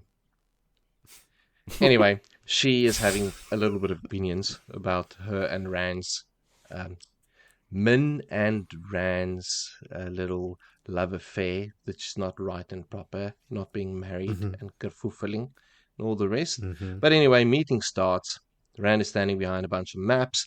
In the interim, while all of this inner monologue has been going on, Narishma's pulled in, some officers has pulled in. She realized maybe he actually did send out messengers to collect everyone, and I was just not there. I just made my way, jumped the gun. The rest of the Aes Sedai, Ruach, Bale, and the clan chiefs.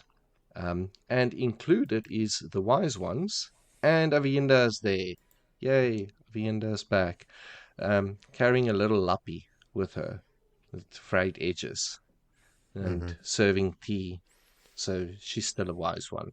She's still a wise one's apprentice, is what Nynaeve thinks about. Again, there's a lot of highlighting of Semirhage saying that Rand is hearing voices and going mad. So Nynaeve has a little think about that, but the meeting starts then. Rand wants to know off the bat, how far are you with our plans? and sort of straight out doing the same thing that he did with Harina. Like, you're too slow in delivering food. You are too slow in restoring the order in Arad Doman. Like, not fast enough. And Ruach is like, little time, just let us hit the ground running. You left us in idle mode for a very long time. We wouldn't need it. And then all of a sudden, it's just go, go, go. Rand then expects results, and he drops a stink because he is very important and has very important wars and things, and people need to listen. But Cadsuane then steps in, and it's like, boy, stop and think. And she lays down, haven't you just wronged these ale in so many ways already?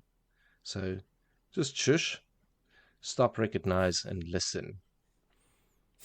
Rand Now, when have they ever let you down, and how many times have you let them down? Exactly. Rand turns it down. The heat shifts a bit. He hears the stories of how this land is broken. There's no one in charge. There's limited control in the cities, and mostly by the Council of Merchants. The king, well, I think they're referring to Al-Salam, the missing king. Yeah, he's gone walkabout. There's no king. No king, no king. Da, da, da, da, da. No, you fools. I will be king. Jody laughing. Anyway, Avienda sits down while this meeting's on the go and starts pulling at her little lappy, taking threads out one by one. Oh, yes. Rodel, as a person, is raised in the topic by Ruach and saying like, "Oh, man, I'd like to cross swords with that guy. He's kicked the Seanchan, another one too, properly." Like, and Rand is like, "No, there's no fighting. There's like, I command you, you won't fight him. You will have peace." So he takes it upon himself that he'll deal with Rodel directly. Because even Bashir's like lording this Rodel. He's like, no, this is a man you want on your side. Like, look at what he's just done. Like, you want him on your side. So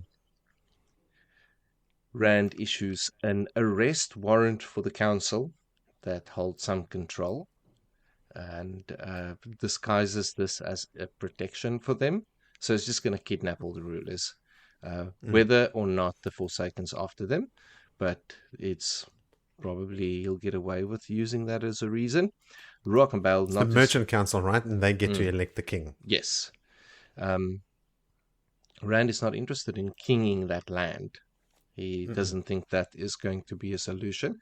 It's just too much time to go through that whole process. Like, just actually need to move forward. I just need men that will listen and build an army. Like, a huge sense of urgency in Rand that we're definitely seeing here.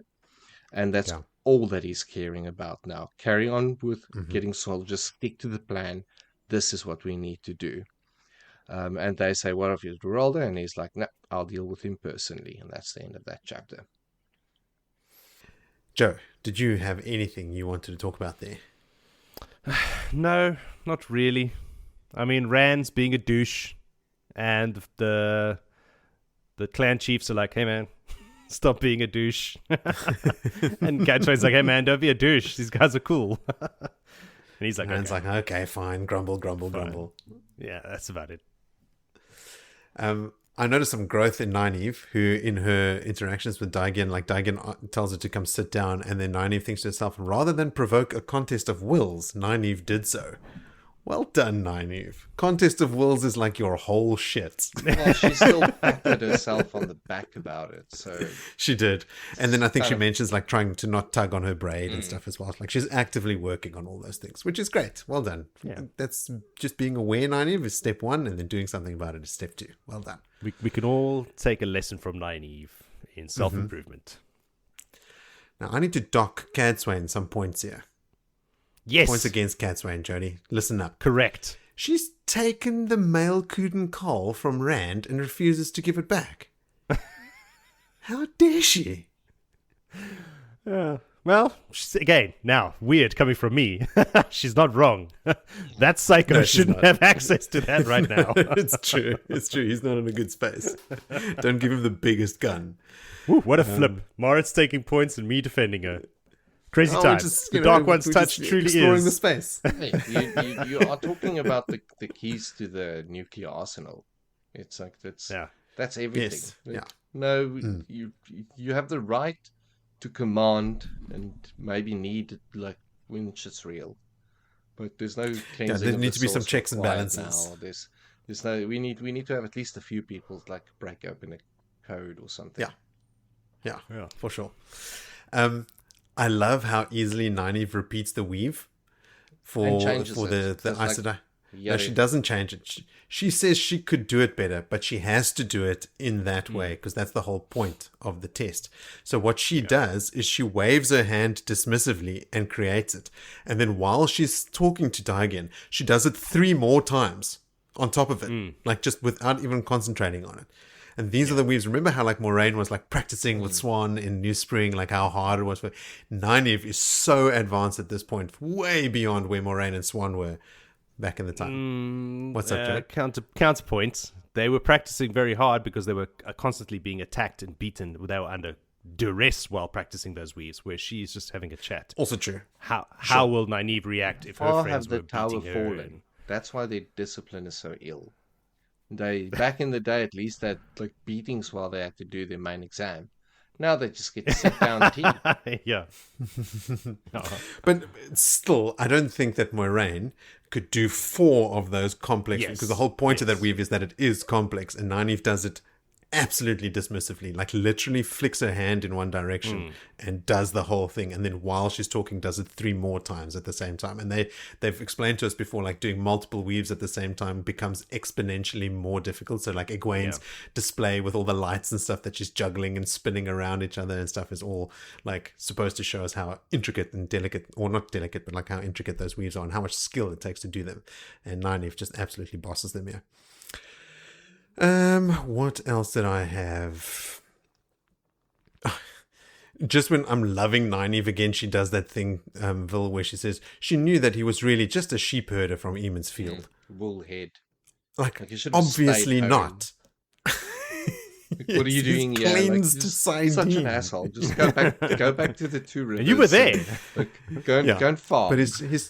But he's just a sheep herder. Actually, he's just a sheep herder. I was giving points back to Cadsuane for pulling Rand up, for being rude to the Aiel, because he was. Like, I had to back her there. Like, that was the right thing to do.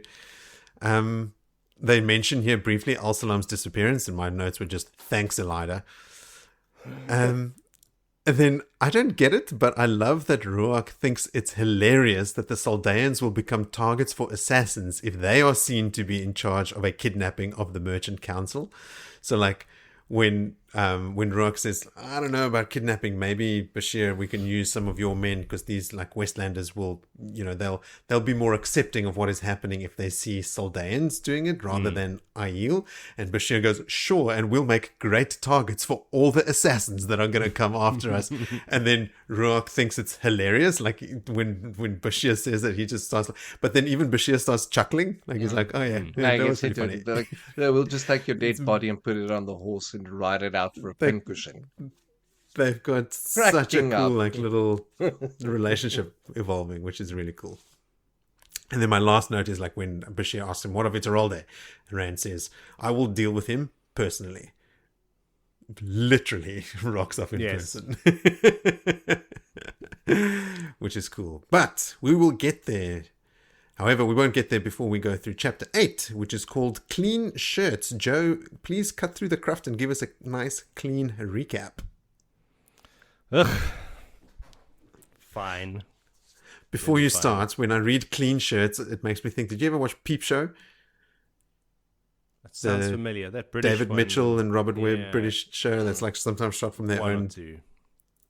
You should watch all of it. It is amazing. But like in the first episode, or in the first season at least, David Mitchell's character is walking through the street and he's attacked by a bunch of like London youths, like just nerd-do-wells around the street. And they're like, oi, clean shirt. Why do you... He's like, what, did you just call me Clean shirt. Is that an insult? I don't know. It does sound funny. I will watch it. It is good. All right, go. Speaking of clean shirts, Swan is worried about this Dockmaster sky, dark clouds threatening a storm. It's first we're hearing of the storm that's going to threaten everyone. It's good that Swan's on it.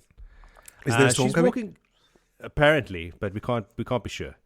She's walking through the camp with Leane, the Aes Sedai camp, of course, who, if you remember, has taken charge of her while Egwene is away on business. Leane is questioning her about the negotiations that's happening. Bullshit negotiations. And other goings on. She's, take it. You're my secretary. What's going on in the world? And Swan is multitasking as well and thinking about how she has come to value this new station of hers. This decrease in power since she was stilled and rehealed. Like the novices, the Aes Sedai completely disregard her. So when she gets to see and hear things that they would never have said or done in her presence when she was at full power. So she's using her new position to manipulate Leane and anyone else who needs manipulation. She's playing Romanda against Leane, which is pretty easy to do. She could do in her sleep, really. She's planting red herons for Leane about Andor's succession, telling her, this person will speak to this person. And Lelane's like, oh, that's interesting. And just trying to keep them distracted, really, until Egwene comes back. Otherwise, one of those two, Leane or Romanda, will take over. It's just a matter of time. So Swan realizes she has Bryen's shirts to clean and has to excuse herself. This is where Leane tells her that that's bullshit. You're Aes Sedai now. This is beneath you, and I'm going to go talk to that man, and I'm going to pay off your debt for you so that you can get back to work being my assistant full-time.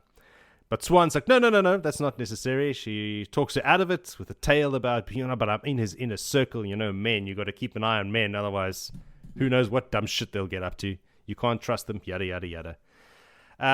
She doesn't tell her that she loves him, of course, and that she uses her privacy with him to visit Tel'aran'rhiod and chat to Egwene on a regular basis. They don't seem to remember that she has one of those stone Tel'aran'rhios.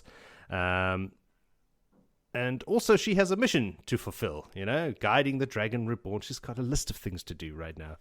Guiding the Dragon Reborn to Tarman Gaidon, with Moraine dead, it's up to her to complete their 20-year mission. Yeah, remember, this is Swan from... There's a plan. It's been going for a while. Forgetting it. There's so many other plans happening at the moment. We forget about this core original plan. So Leane buys all that crap. I mean, she doesn't tell her about the original plan to guide the Dragon Reborn. So off she goes to Swan. Swan goes off to Bryen's tent. So inside G-Man's tent, he is reading by candlelight. One candle, mind you, which we all know will ruin your eyes, and she tells him as much. The real old married couple vibes. He's like, woman, I've been reading by the light of one candle my whole life. My eyes are fine. And she's like, oh, so your eyes have always been bad, blah, blah, blah, blah, blah. And he's just smiling, looking down, doing his notes, going, yes, dear, yes, dear, yes, dear. There's tit for tat between the two of them, so obviously in love with each other. But each of them are afraid to admit it, blah, blah, blah. She does admit everything else, though, to him. I wonder if he is also a Ta'veren somehow.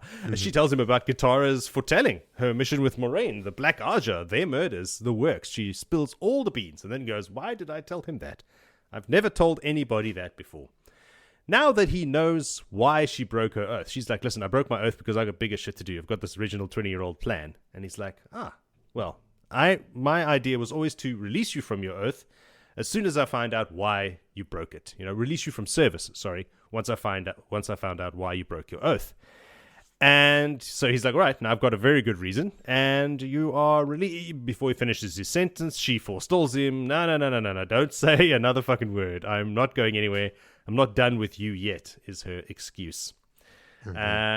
She folds some of his clean shirts while she's giving him a tongue lashing, and then goes to go lie down on her pallet in the corner with her ring to Ungriel, which he knows about. He goes, oh, you're going to go bed to put that ring around your neck and go to sleep and probably go talk to, Egwene and all that. And she's like, holy shit, how did you know that? And he's like, yeah, man, it's my tent. I know everything. I know everything's going on in this camp. I don't know exactly what's going on in my tent. So off she goes to lie down. She's all pissed off. Takes her a while to fall asleep. She's all moody, but eventually she does. And she appears in the study of the Mistress of Novices, where her and Egwene had agreed to meet. She arrives with a sword. And Egwene's like, a sword? Really? And she's like, oh, shit, sorry. My mind was elsewhere. Egwene decides, though, that she's had enough of this room, that they should go meet somewhere else. Let's disappear and meet again in the dining hall of the novices. They do, and over there is where she tells Egwene about Lelane's attempted power grab, and how she's doing it, and she's doing everything in Egwene's name and whatnot. And Egwene's like, great, that's awesome. That's great news. She's doing all of this in my name, so when I come back, I'll have even more credibility. And Lelaine will be in a corner, because there's no way that she could just back out of supporting me for all this time. And if I don't come back, then you've got a strong leader who will take charge, Like, even Siuan, while she's talking to Lelaine, is thinking, like, I don't like this woman, but she's good. Like, she's doing it for the right reasons. She's strong. She's smart. Like, she'll make a good leader. And also... What? Lelaine. Lelaine, yes. In a different time, in a different era. Like, in a normal time. Yes. Like, stability. If Egwene is dead. Yes. Like, if there was no Egwene, and Lelaine was going to take charge, it wouldn't be such a bad thing. Not instead of Egwene. Like, first option, still Egwene. But if Egwene dies... And Lelaine's doing all of this work, she could just keep doing it, kind of, is what I got. Okay, so she's telling her all of this. Then, second bit of news. Also, there was a Forsaken in our camp. Delana and Halima were involved and have fled.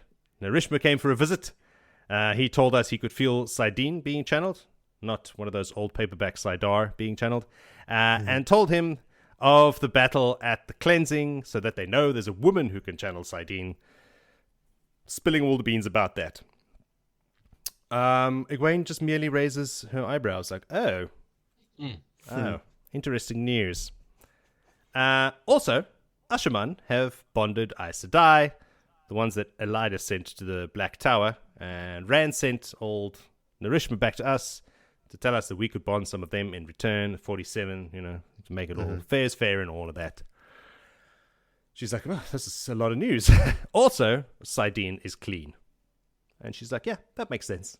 Like, just nothing flusters her at this point. So Siuan wants to know, like, so what are you going to do about this? She goes, me? I'm not going to do shit about it. The hall seems to have all of this in hand. Let them deal with it. Egwene delegates all of the work. She's a bit busy here in the White Tower. She's got other plans that she needs to deal with. So... all this news is just unsettling, and another reminder that Tormund Gaidon is close. Siuan is worried about confronting it with so little power, but then tells her again about how she feels she was concerned, but now she's happy with her new position. Egwene tells her that, listen, you are pretty weak. Maybe we'll get you an Ungrill for the last battle, just to help you out. Siuan confirms the location of that storeroom with all the Ungrill in it in the tower. Whole bunch of objects of power. Gwen's like, yeah, tell me about that again. She's like, yeah, it's 2 levels down. There's a door. Anyone with a lock on it, blah, blah, blah. She's like, yeah, that's good to know. I'm not going to use it against Elida, but maybe they'll be useful later. I don't know. Perhaps when a certain group of slave-owning, dragon-riding invaders attack a certain tower, mentioned in a certain dream foretelling. I don't know. I'm just wild guessing here. Anyway, they make plans to meet again in 2 days. She's like, listen, every night's a bit much for me right now. Let's make it 2 days. And Siuan wakes up on her pallet. G-Man is already asleep, and his presence is a great comfort to her, so she can snuggle in and get some real sleep. End of chapter. And then she says, other news, I'm in love. Bryen. The other news I didn't want to tell you is the one you already know. She's like, duh. Joe, is she not increasing the number of meetings? Weren't they meeting every 3 or 4 days before? I thought it was every night. I think when Bryen says the cadence at which they're meeting is like every couple... every third every night. so a couple nights. Okay. You do the thing where you go to bed early or something. The opposite of what I said then. Vil, anything else? No, Other that was than, a nice I'm thorough in recap, love. except for the love part. Again, Jodie skimps on all the romancy bits. Your favorite like- parts, the romance. It's like Sam when we're watching anything. He's 10 years old. Anything, and people kiss. He's like, oh, closes his face. And he burrows into the couch. That's good shit. Another cool chapter icon. Little mice. Ah, yes, because she Or the plans on mice. putting mice in his bed. I didn't mention that because in the end she doesn't do it because she loves him. We have seen that chapter icon once before. The We have. mice before. Who else? Someone else Where was gonna they put- do the mice prank in the tower. Swan and Moraine. Yes. In New Spring, chapter 10. Oh, wow. Yes. Callbacks. The night after they pass the Aes Sedai test, but before they're officially raised, Swan goes one for last Elida. time. One Let's last go roll, put and mice. they get caught and in And it trouble. is Swan again. Mm. Both times it was Swan's idea. What else? I'm stoked for Swan that she can find some use for her diminished power level. She says it gives her freedom that she never had because everyone just treats her as a lower person, so they don't even pay much attention to her. She can just listen in on what everyone else is talking about, which is pretty useful. They call her in to serve tea in meetings that she wouldn't normally have been in anyway. So it's like, sweet. Totally. Yeah. And Leane says at some point, she says to Swan, leave that man. You are now my attendant. I was like, Ownership. can Aes Sedai just be made an attendant? That seems like a very lowly position for an Aes Sedai to be given. But I guess Leane is a sitter. White sister? Blue. Blue? That's why Swan thinks she's good. okay. That's why And she could be a good leader. Because she can pull blue Aja strings. I think she was at one point the head of the Blue Arja and is now a sitter, so she isn't, or something like that. Callback for me. Great. Go Swan. Go be a green Aja now. New color. What else did I have here? I don't know why Swan would wish the blues were a bit more like the greens. I mean, it's obvious here that she's thinking it in relation to her relationship with Gareth Bryen, right? Like that she'd like to be a bit closer to him, maybe bond him as a warder and be able to marry him and stuff. But that's not a rule that only the greens can marry and the sleep Greens with their tend warders. to have multiple. They do, but edge it's not- off the having more warders because they've battled. They need men to fight with them. Like karate. Sure, chop. but they're also more upfront about having physical and romantic relationships with their warders. Right? Because, I mean, Swan doesn't have anyone else that she wants to get romantic with, right? It's only Gareth. Yeah. But she's saying she wishes she was a green so that it could be a bit more... What? Socially she could be a acceptable. blue. socially acceptable Yeah. to make him both your warder a social and lover. norm. You're switching archers just for that. I guess I think in the same thought she was thinking about Leane having done the same Yes. thing. She switched. She to green, in 'cause that Leane thought was goes, blue. maybe I should have also changed to green. Nah, like next sentence, nah, that's stupid. Like immediately dismisses it. Yeah. Good, thanks, Swan. But thanks yeah, for the I think loyalty she's to the just blues there. thinking like, if I do start a relationship if I'm making my warder and start a relationship, everybody's going to go, oh, look at you, like a green. You know, like if she were a green, nobody would say anything. Yeah. She thinks as well, like, was there perhaps room in her life for a few more changes? Subtle, Brandon. We've really been hit over the head with it in this chapter. And then I had a little chuckle at Gareth sitting, like, reading his reports by a single candlelight. Now, Gareth's in his 50s. And I was just thinking, oh, Gareth, mere months ago, I was like you, able to read scout reports at night by the light of a single candle. Now I'm blind as a bat. Well, not really, Yeah. but definitely needing reading glasses, especially in bad light. And then Swan gives Gareth more light. She conjures a little floating light next to him, but like too close to his face so that he has to scoot over. Like these little like power plays all the time. It's so good. What else? So I think like the storm that she describes is a violent storm is coming, but you can't hear anything. Like you can't hear the storm at all. It's like it's silent but violent. Just waiting for someone to make a fart joke. Yeah. Yeah. Are you waiting for me? Yeah. Yeah. Now this just made me all confused. Talking about the storm. Oh yes, it was a complaint. So if you got some good stuff to say it first. Okay, I'll finish up. I think I've got Two more, yeah. She thinks to herself at one point, poor Ulrich. She's thinking about her dead warder in the context of thinking about Gareth as a love interest. So Brandon just like very obviously setting up for us that know, but like a blind person could see that this is coming, right? Like she is eventually going to bond Gareth as her warder, which is cool. And Brandon is just planting these little seeds in there, like bringing up Androl before in the same sentence as Gateways, and now Ulrich in the presence of Gareth. I also thought it was interesting. Egwene asks Siuan to meet her in the novice dining hall, and Siuan thinks to herself, I wonder why she's chosen this room. But I think it's where she feels the most powerful in the tower, because that's where the novices are like giving her a pillow and showing her deference and that sort of stuff. So that's kind of like a little seat of power within the White Tower, which is cool. A counterpoint to that, I thought when she selected that, I was thinking, that's a stupid place. There's way more places for people to be hiding and listening in on you and spying. It's like a big hall. They don't seem to care about that at all. No. Meeting in giant rooms full of like stone columns and stuff, like idiots. Yeah. The last one I had is just as cool to get Siuan's approval of Egwene being the eminent seat. Like when she's telling her all these things and all she does is like raise her eyebrows and she doesn't even really flinch at all this news of sisters being bonded as warders and like the Black Tower being attacked by a Leader and like there was a Forsaken in the camp, and like she thinks to herself like Halima, was spending a lot of time with Egwene, because she even says it's probably Halima because Delana could already channel Saidar, so we don't know anything about Halima, and she sort of was trying to throw her weight around a bit, so it was probably Halima. Siuan thinks to herself, wow, nothing is flustering this woman. She is the Emelin seat. And I'm just like, fuck yeah. Siuan, who was a potent Emelin herself, has given her the stamp of approval, which is great. All right, what's your negative thing, Joe? Writing style. This chapter starts off with her talking about this Dockmaster storm and then like trying to explain what it is. And then it's saying things like, I'll get the book out if you want. But things like this was a huge threat. This guy always threatened a terrible storm, but maybe there wouldn't be a storm because you never knew. There could be a storm, but there could not be a storm, and sometimes there wasn't a storm. But if there was a storm, then it was going to be a terrible storm. A bad one. It might not necessarily be a storm. Like repeating the same thing over and over, going backwards and forwards, and you're like, I'm 2 pages in, going, what the? Just get on with it. What are you blathering about?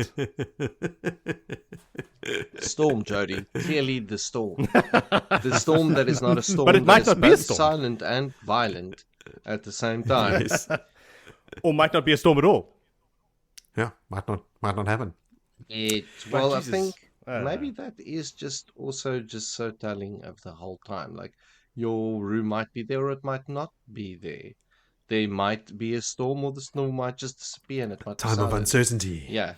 Nothing is. But she's not talking about the current storm. She's talking about when she was a fisherwoman, and you saw this kind of sky. They called it a Dockmaster storm, and that specific concept from 20 years ago could be this, or it could be that, or it could be this, or it could be that. That's just a fishing background being played out. Yeah, showing like it was a bit too much.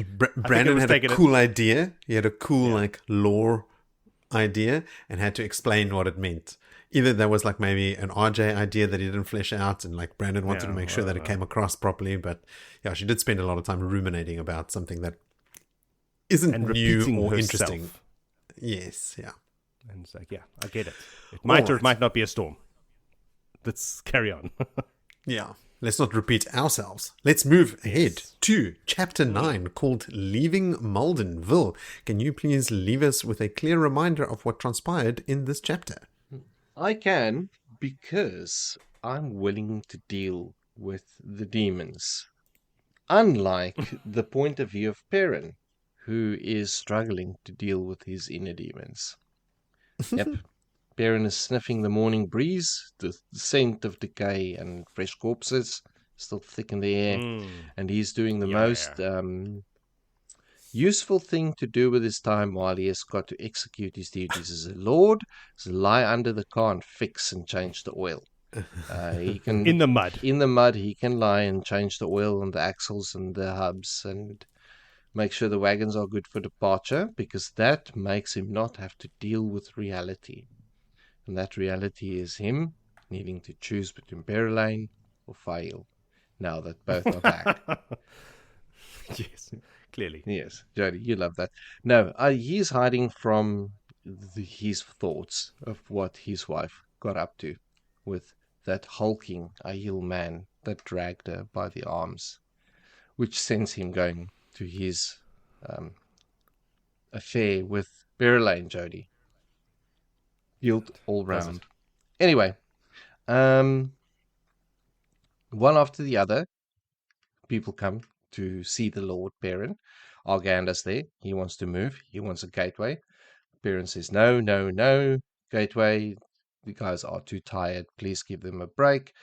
Next one to pull a number is the Mayana captain, Bertain, who wants to just send a charge at some Aiel that's been spotted. He's like, no, we won't be charging any Aiel. We're not fighting. We are now going home. So no, move on. Finally, next number got pulled, and it's Bulwer. So actually, interesting number, but Bulwer is a little bit at unease with all of the wise ones being taken by the Seanchan.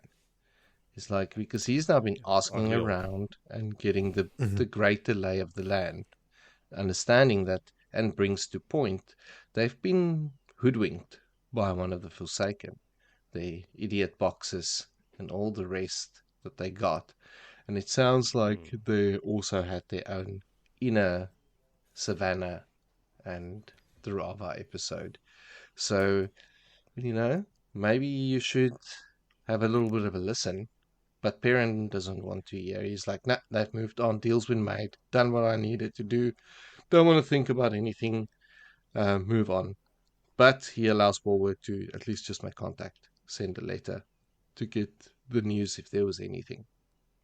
Perrin with his good eye spots Fahil walking back. She's just walking back from her murder.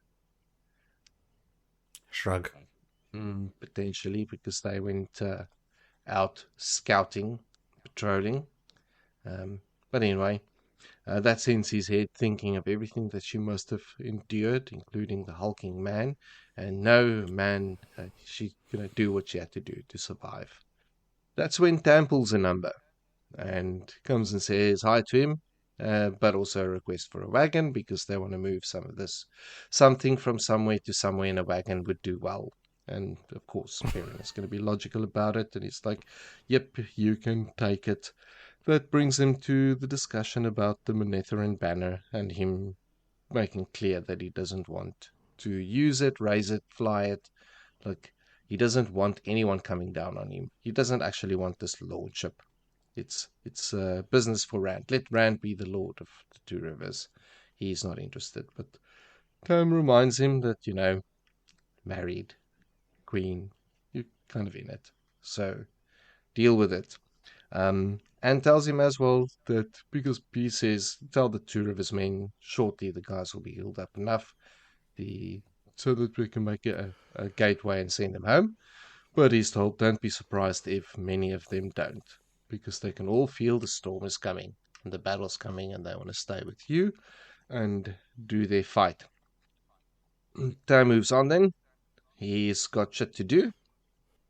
Perrin is thrown back into his memories of poor Aram, and we are reminded of how that all went down. So he gets a moment to brief for him. And then next in line is Aravine. Perrin first daydreams about her and her role in everything and what she's been doing and what she's probably nobility, super good with organizing crap. So they put her to task to get everyone ready to move. 100,000 extra mouths. Like, there's a lot of admin in that. But she returns like, oh yeah, cool, all done. I've had a great algorithmic sort them out real quickly.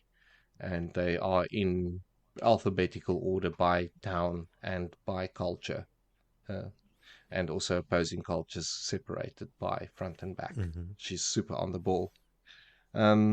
Anyway, so Perrin wants to pull anchor. He wants to cast off and sail out of there and head north, where the battle is going to be. Next, no more, nothing, no one's there. Perrin realizes that he's all alone with nothing else to deal with. Then his thoughts, and he has thought about the incident when he was young, his father promising him something that he waited for so long, and it turned out to be a toy horse, and then he got the horse, and then the world was so empty. Now, all he had was to chase down Fahil. Now he's got his toy horse back, and he's thinking about Perrin, and it's all just too confusing for him.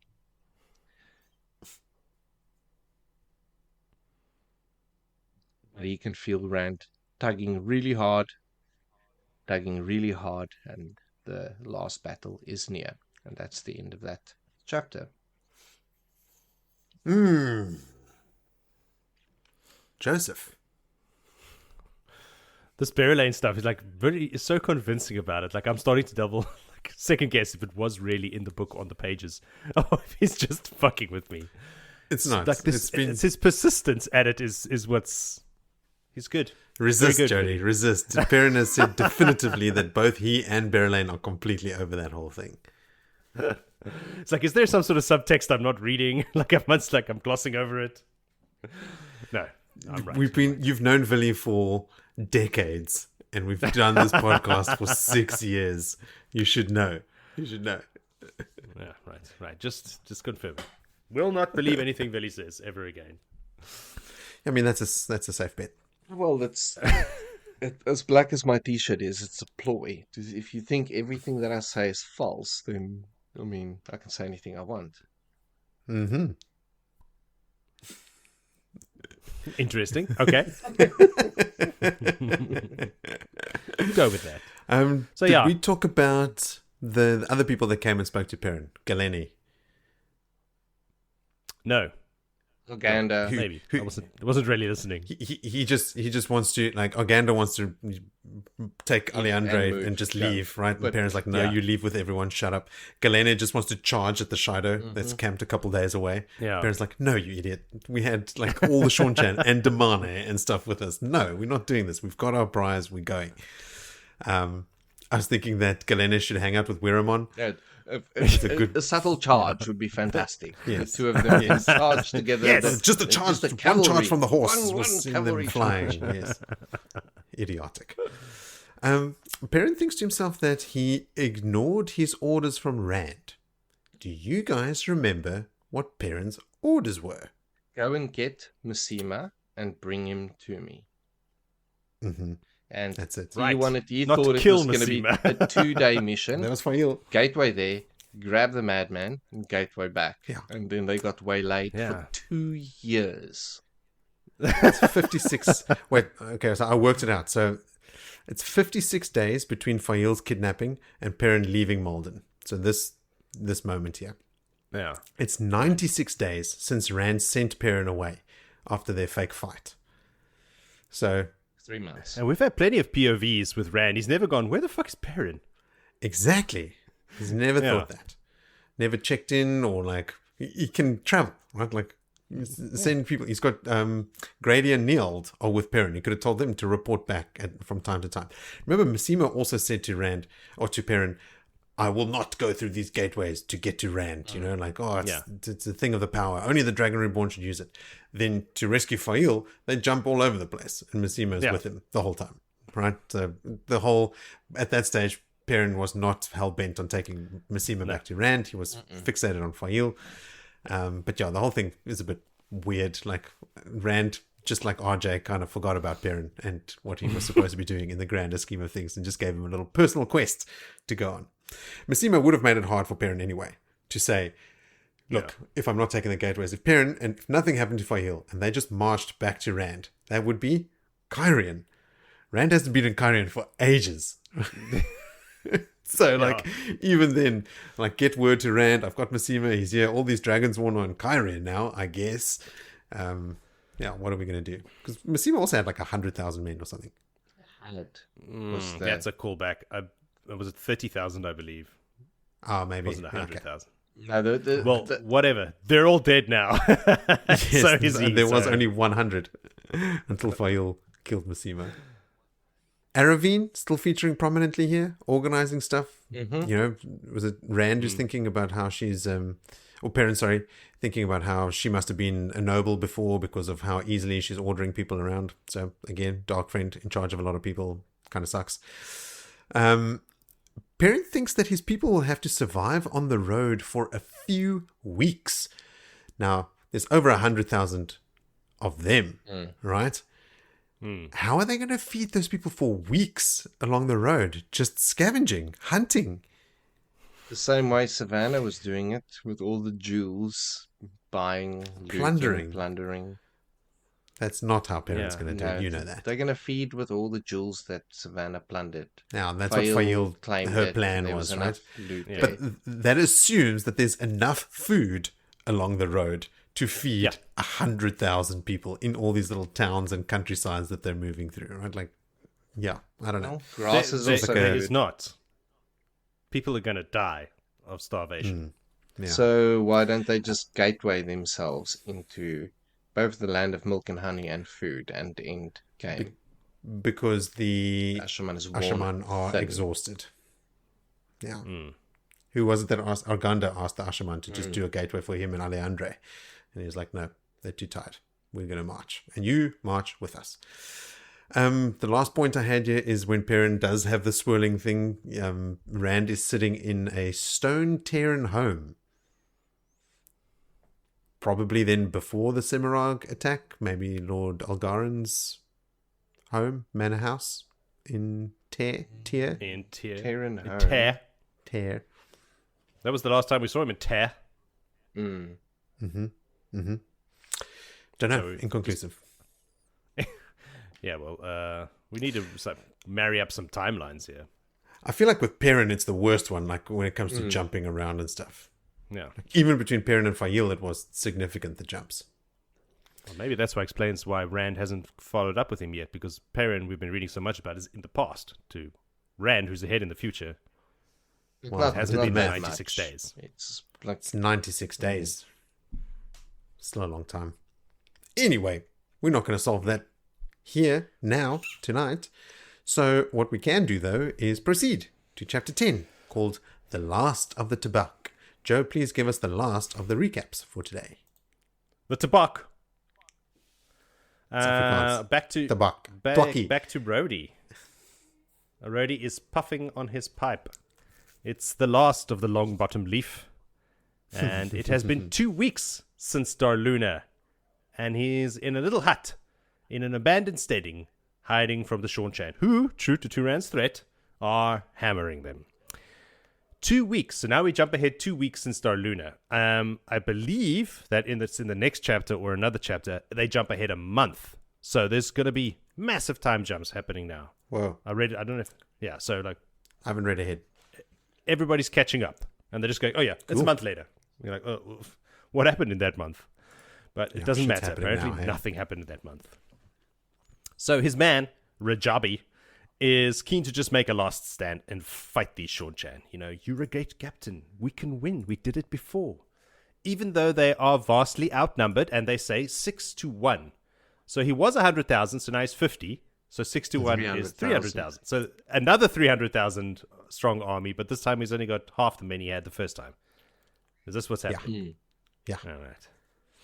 Okay, so I thought it was a bigger army than that. I thought it was a 600,000, but it's not. It's another 300. Okay. So Rhodey's like, who do you think I am, Matt? I can't win battles like this. This is not a good idea. Their Tarrabona backup is not coming. They asked and they promised, but they're not coming. He's used up all his goodwill with them. He's told them one last fight like 30 times.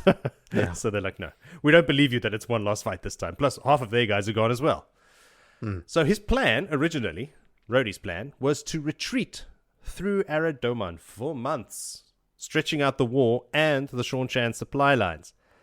But when he got there, there were suddenly hundreds of thousands of Aiel to his north. And he's like, what the fuck? Where did these guys come from? Now, of course, he does not know that that's Rand and Rand's guys. So he decided he's going to hunker down, luckily, in this abandoned steading that they just stumbled across. Unless, of course, he knew it was there, being a great captain. The cause is lost. You know, he's fought Aiel before. He was there at the Shining Walls. And he's not keen to fight those guys again. It's like having one Aiel is like having 10 of his guys. It's bad news. And he's got this 300,000 strong army with like at least 100 Damane running up from the south. And he has a letter. He's reading his letter from King Grendel in his hand right now, telling him to throw these Seanchan into the sea, and he's not going to give up and let down his king. He still believes it was his king who wrote those letters to him. And he's going to do it. So he has to decide. So he has to stay and fight here and die, or retreat and fight and die a little later. But dying seems to be the only thing that's certain here. At least here in the steading, he can negate the Damane threat. So he decides they're going to stay, make their last stand here. So that opened up a whole can of worms. Sidetrack. About Can how they channel steading... into the steading? Exactly. So then I was thinking, like, why don't they just throw fireballs into the trees? But then I thought, what? But it's not real fireballs, is it? The fireball is a weave itself. So the ball. So when it reaches the steading, it'll just dissipate. So you could make a fire and then pick up the fire with air and throw that into the forest, and that'll work. Because then the momentum could just carry it. So I was thinking of how all the different ways they could use the Damane to actually attack the steading. Because they, throwing I don't know, things guys, at it, objects. throwing things Quite at it, like it's the same as like- Matt's like- medallion, yes. right? Like, what's Yeah. their limitations in a steading? Because they can't travel into the steading. The steading are even immune. I forgot about this, or never knew. You can't visit them in Tel'aran'rhiod. They're not there. So you can't even get through the world of dreams into them. So it's like super isolated, and we know about the channeling around it. So apparently you can use a well if you're in a steading. That's how some people believe that Perrin managed to delve that Ogier and find out that he was his soul was gone. Yes. So there are ways around it, but I don't think that 100 Damane are carrying around wells with them. So No. So I thought, I was having long, thinky thoughts about how, because he's just like, oh, we've negated them, and I'm like, I doubt that. Like, surely they'll come up with something. Nobody's keen on discussing this. You all seem very moot on the point. Well, I mean, you've got the answer. Like, they can rip up a bunch of trees and throw them in there, But, Yeah, they but can't, channeling they can't directly touch is not the gonna- trees on the inside. So if you've got a nice roofy roof over you, you're okay. I imagine those trees are like Mursa If you trees. pull These a are. giant tree out of the ground outside the steading and drop it into the steading from above, nothing's going to stop the tree. And a little roofy roof isn't going to Except stop all the other anything either. trees. If it's a really All those other thick monstrous roofy trees. roofy, then you're okay. It's a shack, literally described as a hut that has been built. Yeah, that roof is not going to. Anyway, Isn't Rodel like afraid that the wind is going to blow it over? Shack's not gonna last. it's creaking, I think, and You can see through the sitting in- gaps in the walls. Yeah, it's not a Yeah. roofy roof. Anyway, so I'm just thinking, like, my main idea is that he's like, oh, right, well, in here, the Damane are negated. And I'm like, that's a giant leap. That they're just going to be, all 100 of them are just going to go, oh, well, we'll be over there having a picnic if anyone needs us. They have seemed pretty one-track minded, like Yeah. they don't let the Damane experiment with weaves, so there's only the Suldam that know certain weaves that they've taught the Damane. It's also Rodel who can't channel. He hasn't had to fight channelers ever. Yeah. Unless against the Seanchan. So like maybe he's making some assumptions that he's not, like, he hasn't considered what Leane and the others who were studying Matt's medallion also had to figure out over time. Yeah. They hadn't even considered it until they came upon it. Yeah. And And they no, live but I with don't the think power. anybody previously has gone like, how could we, if we did have to fight in a steading one day, how could we do it? Like, I don't think that's ever occurred to them. Anyway, The Black Archer, maybe. maybe. We should question them. Villy, you got any insights? Don't think He'll that anyone would ever think like that. It's just like saying going to a steading. to Not even the fight. Black Archer buddies? No, we have respect for certain places. That's not Right. true. Yes, it could be like that. Remember, Moradin doesn't have respect he can for say time whatever he itself. wants. He wants reality to die, yes. All right, so he gives orders. This is Rhodey. Back to the story. Rhodey's giving orders. He's left his creaky hut now, and he's ordering them to cut down trees because now look, they were already building a palisade with trees that they're cutting down from the Ogier steading, which is hurting him. He feels like this is a crime. Like, we shouldn't be doing this, but you got to do what you got to do, man. But now that he's decided to stay, he's like, listen, we've got to clear more trees. Let's make like a killing ground where they will come in to the steading where there are no trees. Then they're negated. And then we could just put archers between these trees, like having them in archer towers, like in Heroes 3 when your castle has archer towers. Yeah. And it'll work great. We can really make a dent into their forces. and then thinking we're going to die, but we can go out with quite a bang. So he's walking around, he's giving orders, he's chatting with his men when a messenger comes to tell him that he has a guest. Someone has arrived. Some random guy just walking on his own, asking for Ituralde by name. So old Rhodey's like, sure, show him to my office. And yeah, it's Rand, out for an evening stroll. Literally on his ace. Not taking any maidens with him, which will be an issue in the next chapter, folks. You'll get there. I was wondering, and thanks for confirming. Yes. Yeah. So yeah, basically Rand walks in and he goes, I am the Dragon Reborn. You come with me. That's how this chapter can be summarized in one sentence. But he sees old Rhodey then. He goes, oh yeah, well, Bashir's description of you was very accurate. So you are Ituralde. And he's looking around. You got yourself in a real pickle here, don't you? You've boxed yourself in. Your Terrabeners are not coming, and the Seanchan are going to decimate you. So, shit plan. Would you like a plan B? Because your war is kind of going against my interests at the moment. We need peace with the Seanchan, and I need you up on the borderlands, since the borderlands have decided to abandon it. Which is not true. So he's misinformation. Yeah, he doesn't know that, Yes. which also makes me wonder, as you can travel, as you just did, why don't you travel to where the borderlanders are and just go fucking speak to them? But no. Maybe he just, I don't know, maybe he thinks for sure they've abandoned it and they're his enemies now, so I don't know what he's thinking. Anyway, Rhodey's like, this is a dumb plan, no can do, thank you, I have orders from my king. And Rand's like, listen, mate, that's not your king. Those letters are quite definitely coming from Grendel. Your king is dead, or he's compelled, his brain is pudding now. Whatever. You can forget about this guy. She's trying to get you killed. This is her style. Trust me. I know the Forsaken. I remember them well. Blah, blah, blah. And he has a little conversation with himself. Over his shoulder. Everybody's just like, hanging around while Rand has his little conversation. But Rhodey is being convinced little bit by little bit, and he's like, all right. Let's say I believe who you are. Rand says, like, listen, if you don't believe me, let's go outside the steading. I'll do some channeling, prove to you that I am a male channeler. So he's, all right, let's go outside. Show me some of your channeling. While they are waiting for horses, Rand's trying to sweeten the pot a bit. He's like, well, would you like the crown of Arad Doman as well? And he's like, no, listen, I just told you I'm a good king's man. I believe my king is alive. I'm not going to take his crown. He's like, oh, no. Okay, I understand. What about Amadicia? I don't have anyone there at the moment either. Want that? I've got crowns lying everywhere. I'll give you whatever crown you want. And he's like, listen, you don't know Ituralde. He doesn't want a crown, man. But anyway, he's throwing everything he can at this guy. Then they get their horses and out they ride. We're on the way out. He's like, hey, what would you do if I gave you 100 Asha'man, some men who can channel? And as a bonus, most of them are not crazy. Because the first thing Rhodey says is, what, madmen? And he's like, no. Listen, they're not mad. I've cleansed the source. Yes, I fixed the problem. So the ones that were already mad are not going to get madder. And most are cool. It's not absolute. Like, most of them are okay. Yeah, it's like, all right. But that is really piquing Rhodey's interest. He's like, 100 channelers under my command. That would be cool. Change so once he gets the odds of war.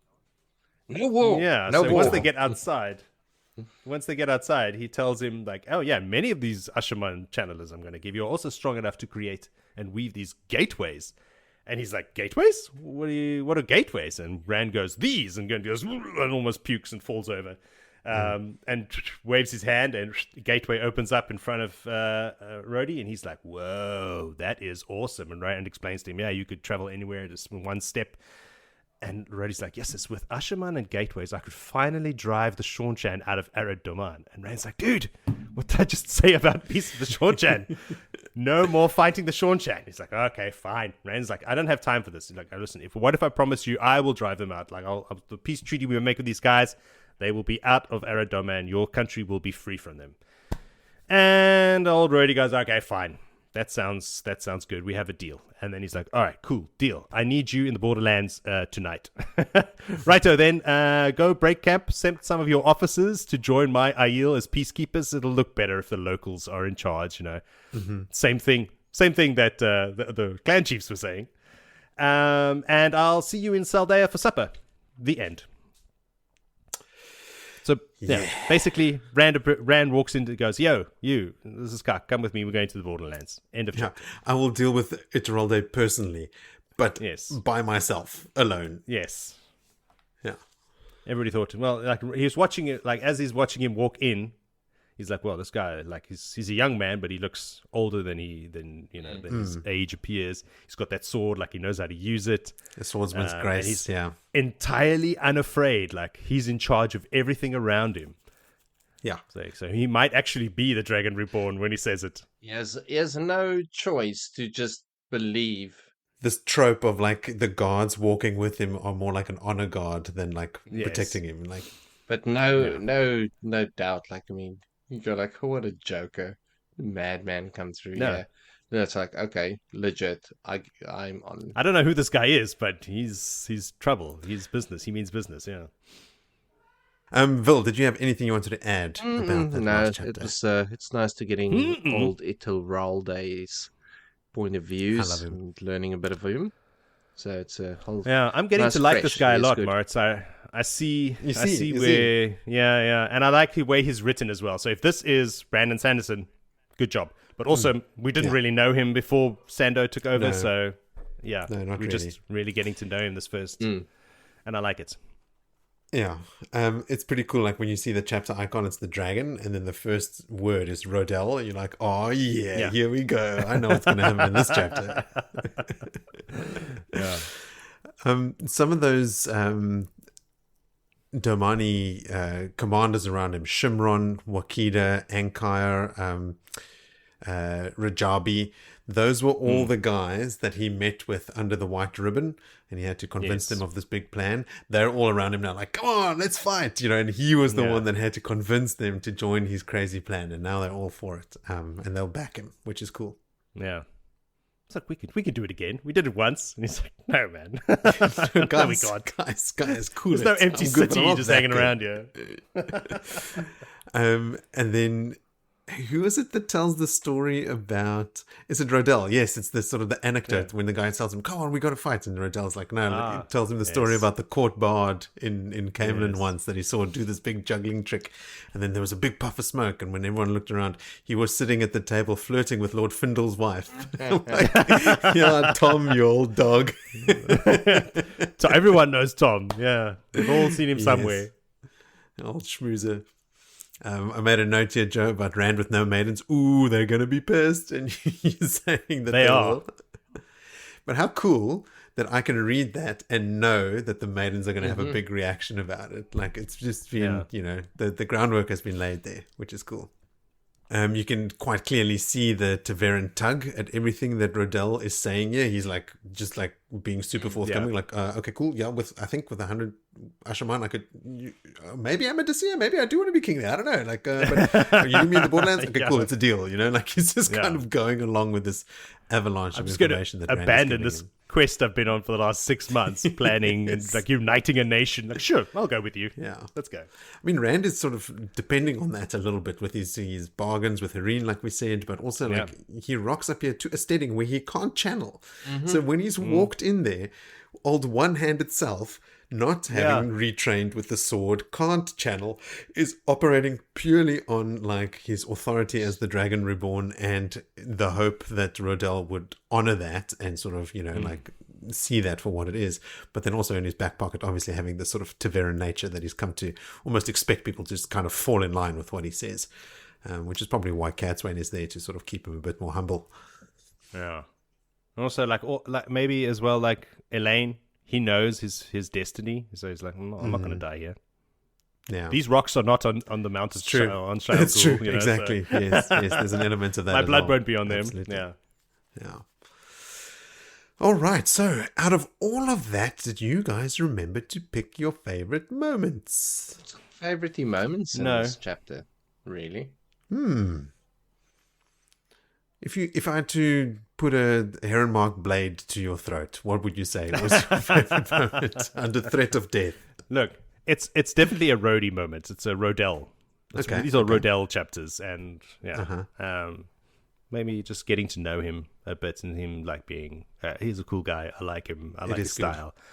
Yeah, his whole interaction with Turan was also pretty like character building, right? Like I feel like the whole section was specifically to show you what type of character Rodel is. Semirhage chapters cool. was also enlightening.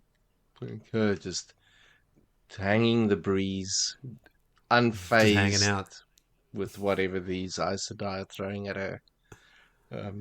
Was that your favorite moment, Vol? Yeah, just taking it in a stride. The moment in his brain where she wasn't dressed. Yeah. that was his favorite moment. Yeah.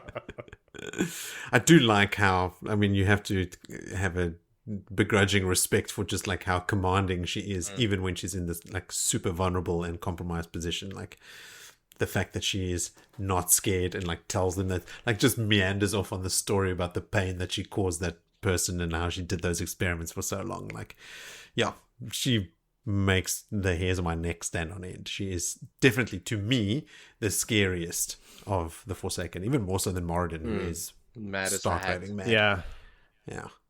Yeah. Because she has this Maybe that's almost why. like willful intention to be as brutal and evil as possible, Exactly. which is She knows exactly creepy. what she's doing.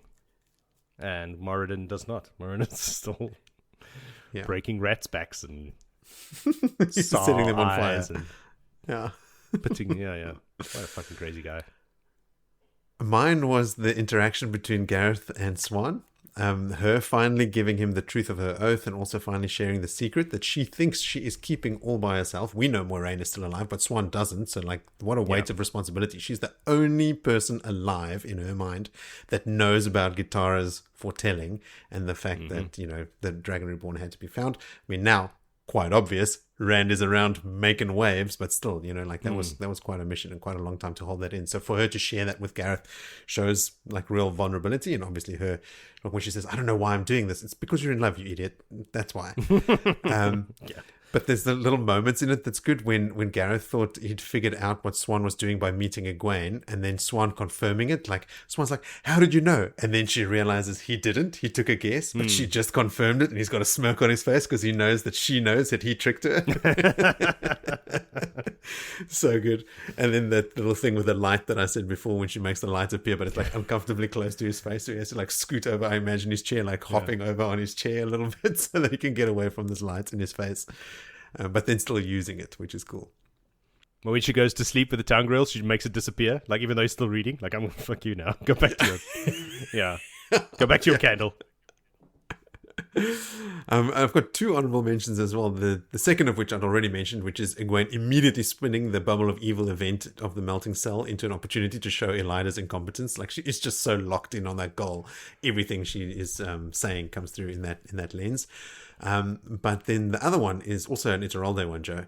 When Ituralde says to Rand that he speaks of the Forsaken with such familiarity, Rand responds with, "I remember each of them, their faces, their mannerisms, the way they speak and act as if I've known them for 1,000 years. I remember them better than I remember my own childhood sometimes. I am the Dragon Reborn." Fuck.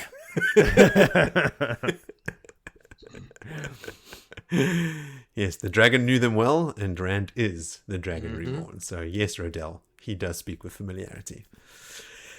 Then we had some favorite moments from Jonna, and they go like this. Cadsuane is so mad she wants to crush her teacup and jump up and down on it. I imagined this for just a moment, and I've not stopped giggling since. It's she's frustrated with the whole Semirhage thing. She thinks that she wants to crush her cup and jump on it, which is a funny image. And the second, and just as excellent, is I love when Gareth tells Swan to go to bed and give his regards to the Amelin. Ruffle Mao, so roll on the floor laughing my ass off. Of course he noticed her schedule and made correct assumptions about its meeting, but he's a dumb man, so Swan simply can't believe he's figured her out. Come on, what great captain wouldn't be paying enough attention? Frickin' ridiculous woman. So good. That's part of my favorite moment as well, Jonna. Then to our listeners, send us your favorite moments, your thoughts and your theories, and any corrections or clarifications we desperately need, or just say hello. You can do all of that using the social media links in the episode description, or just go to bloodandashespodcast.com where you can buy a t-shirt or leave us a 90-second voice note to play on the show. Or if you like Rowan, just record a couple in a row and force my hand. Please also remember to rate and review the podcast on your favorite podcast app so we can reach more people like you with answers to our dumb questions. And when you've done all of that, pick up your copy of The Gathering storm and prepare for next time on Blood and Ashes, where we will cover chapters 11 through 15. I feel like this is less of a surprise every time because I've now shared my chapter allocation spreadsheet with you guys so you can see into the future how many chapters we'll do. But this will be another 5-chapter episode, which is, again, indicative of the shortness, right? And Brandon is sort of cramming in more chapters. And it feels like there's a lot of detail in these and like stuff is happening, even though it's not huge implications for everything. Maybe you can argue Rand finally recruiting Rodel is pretty big, but like I said at the top of this episode, a lot of stuff happening and a lot of things to talk about, but like it's all set up, right? There's nothing big, which is what you would expect from the early stages of the book. Spoilers, chapter 11 sucks. Chapter 11 is the death of Adrin, Joe, which you're saying is a bad Avienda chapter. I'm now really not looking forward to reading that. Then it's unexpected encounters, could be anything. An offer and a departure could also be anything. A box opens. What? Oh, is that the box maybe with the sad bracelets in it? Because remember, there's an episode here where Semirhage somehow, she's freed by Shaido Haran or something, and then puts the bracelets on Rand and makes Rand like choke Min, and then Rand has a bit... Oh, fuck, yeah. Oh, yeah, you'd forgotten about that. That's coming up, I think. And then a place to begin, which again could be anything. I don't know. Yeah. None of these are giving away much, except a box opens. A plain wooden box was the name of the chapter where Semirhage ambushed them. So maybe that's the one. I agree. Well, we'll have to find out in our next episode. But before we get to that episode, I will say to you, gentlemen, and to all our listeners, sleep well and wake. Adios. Yes.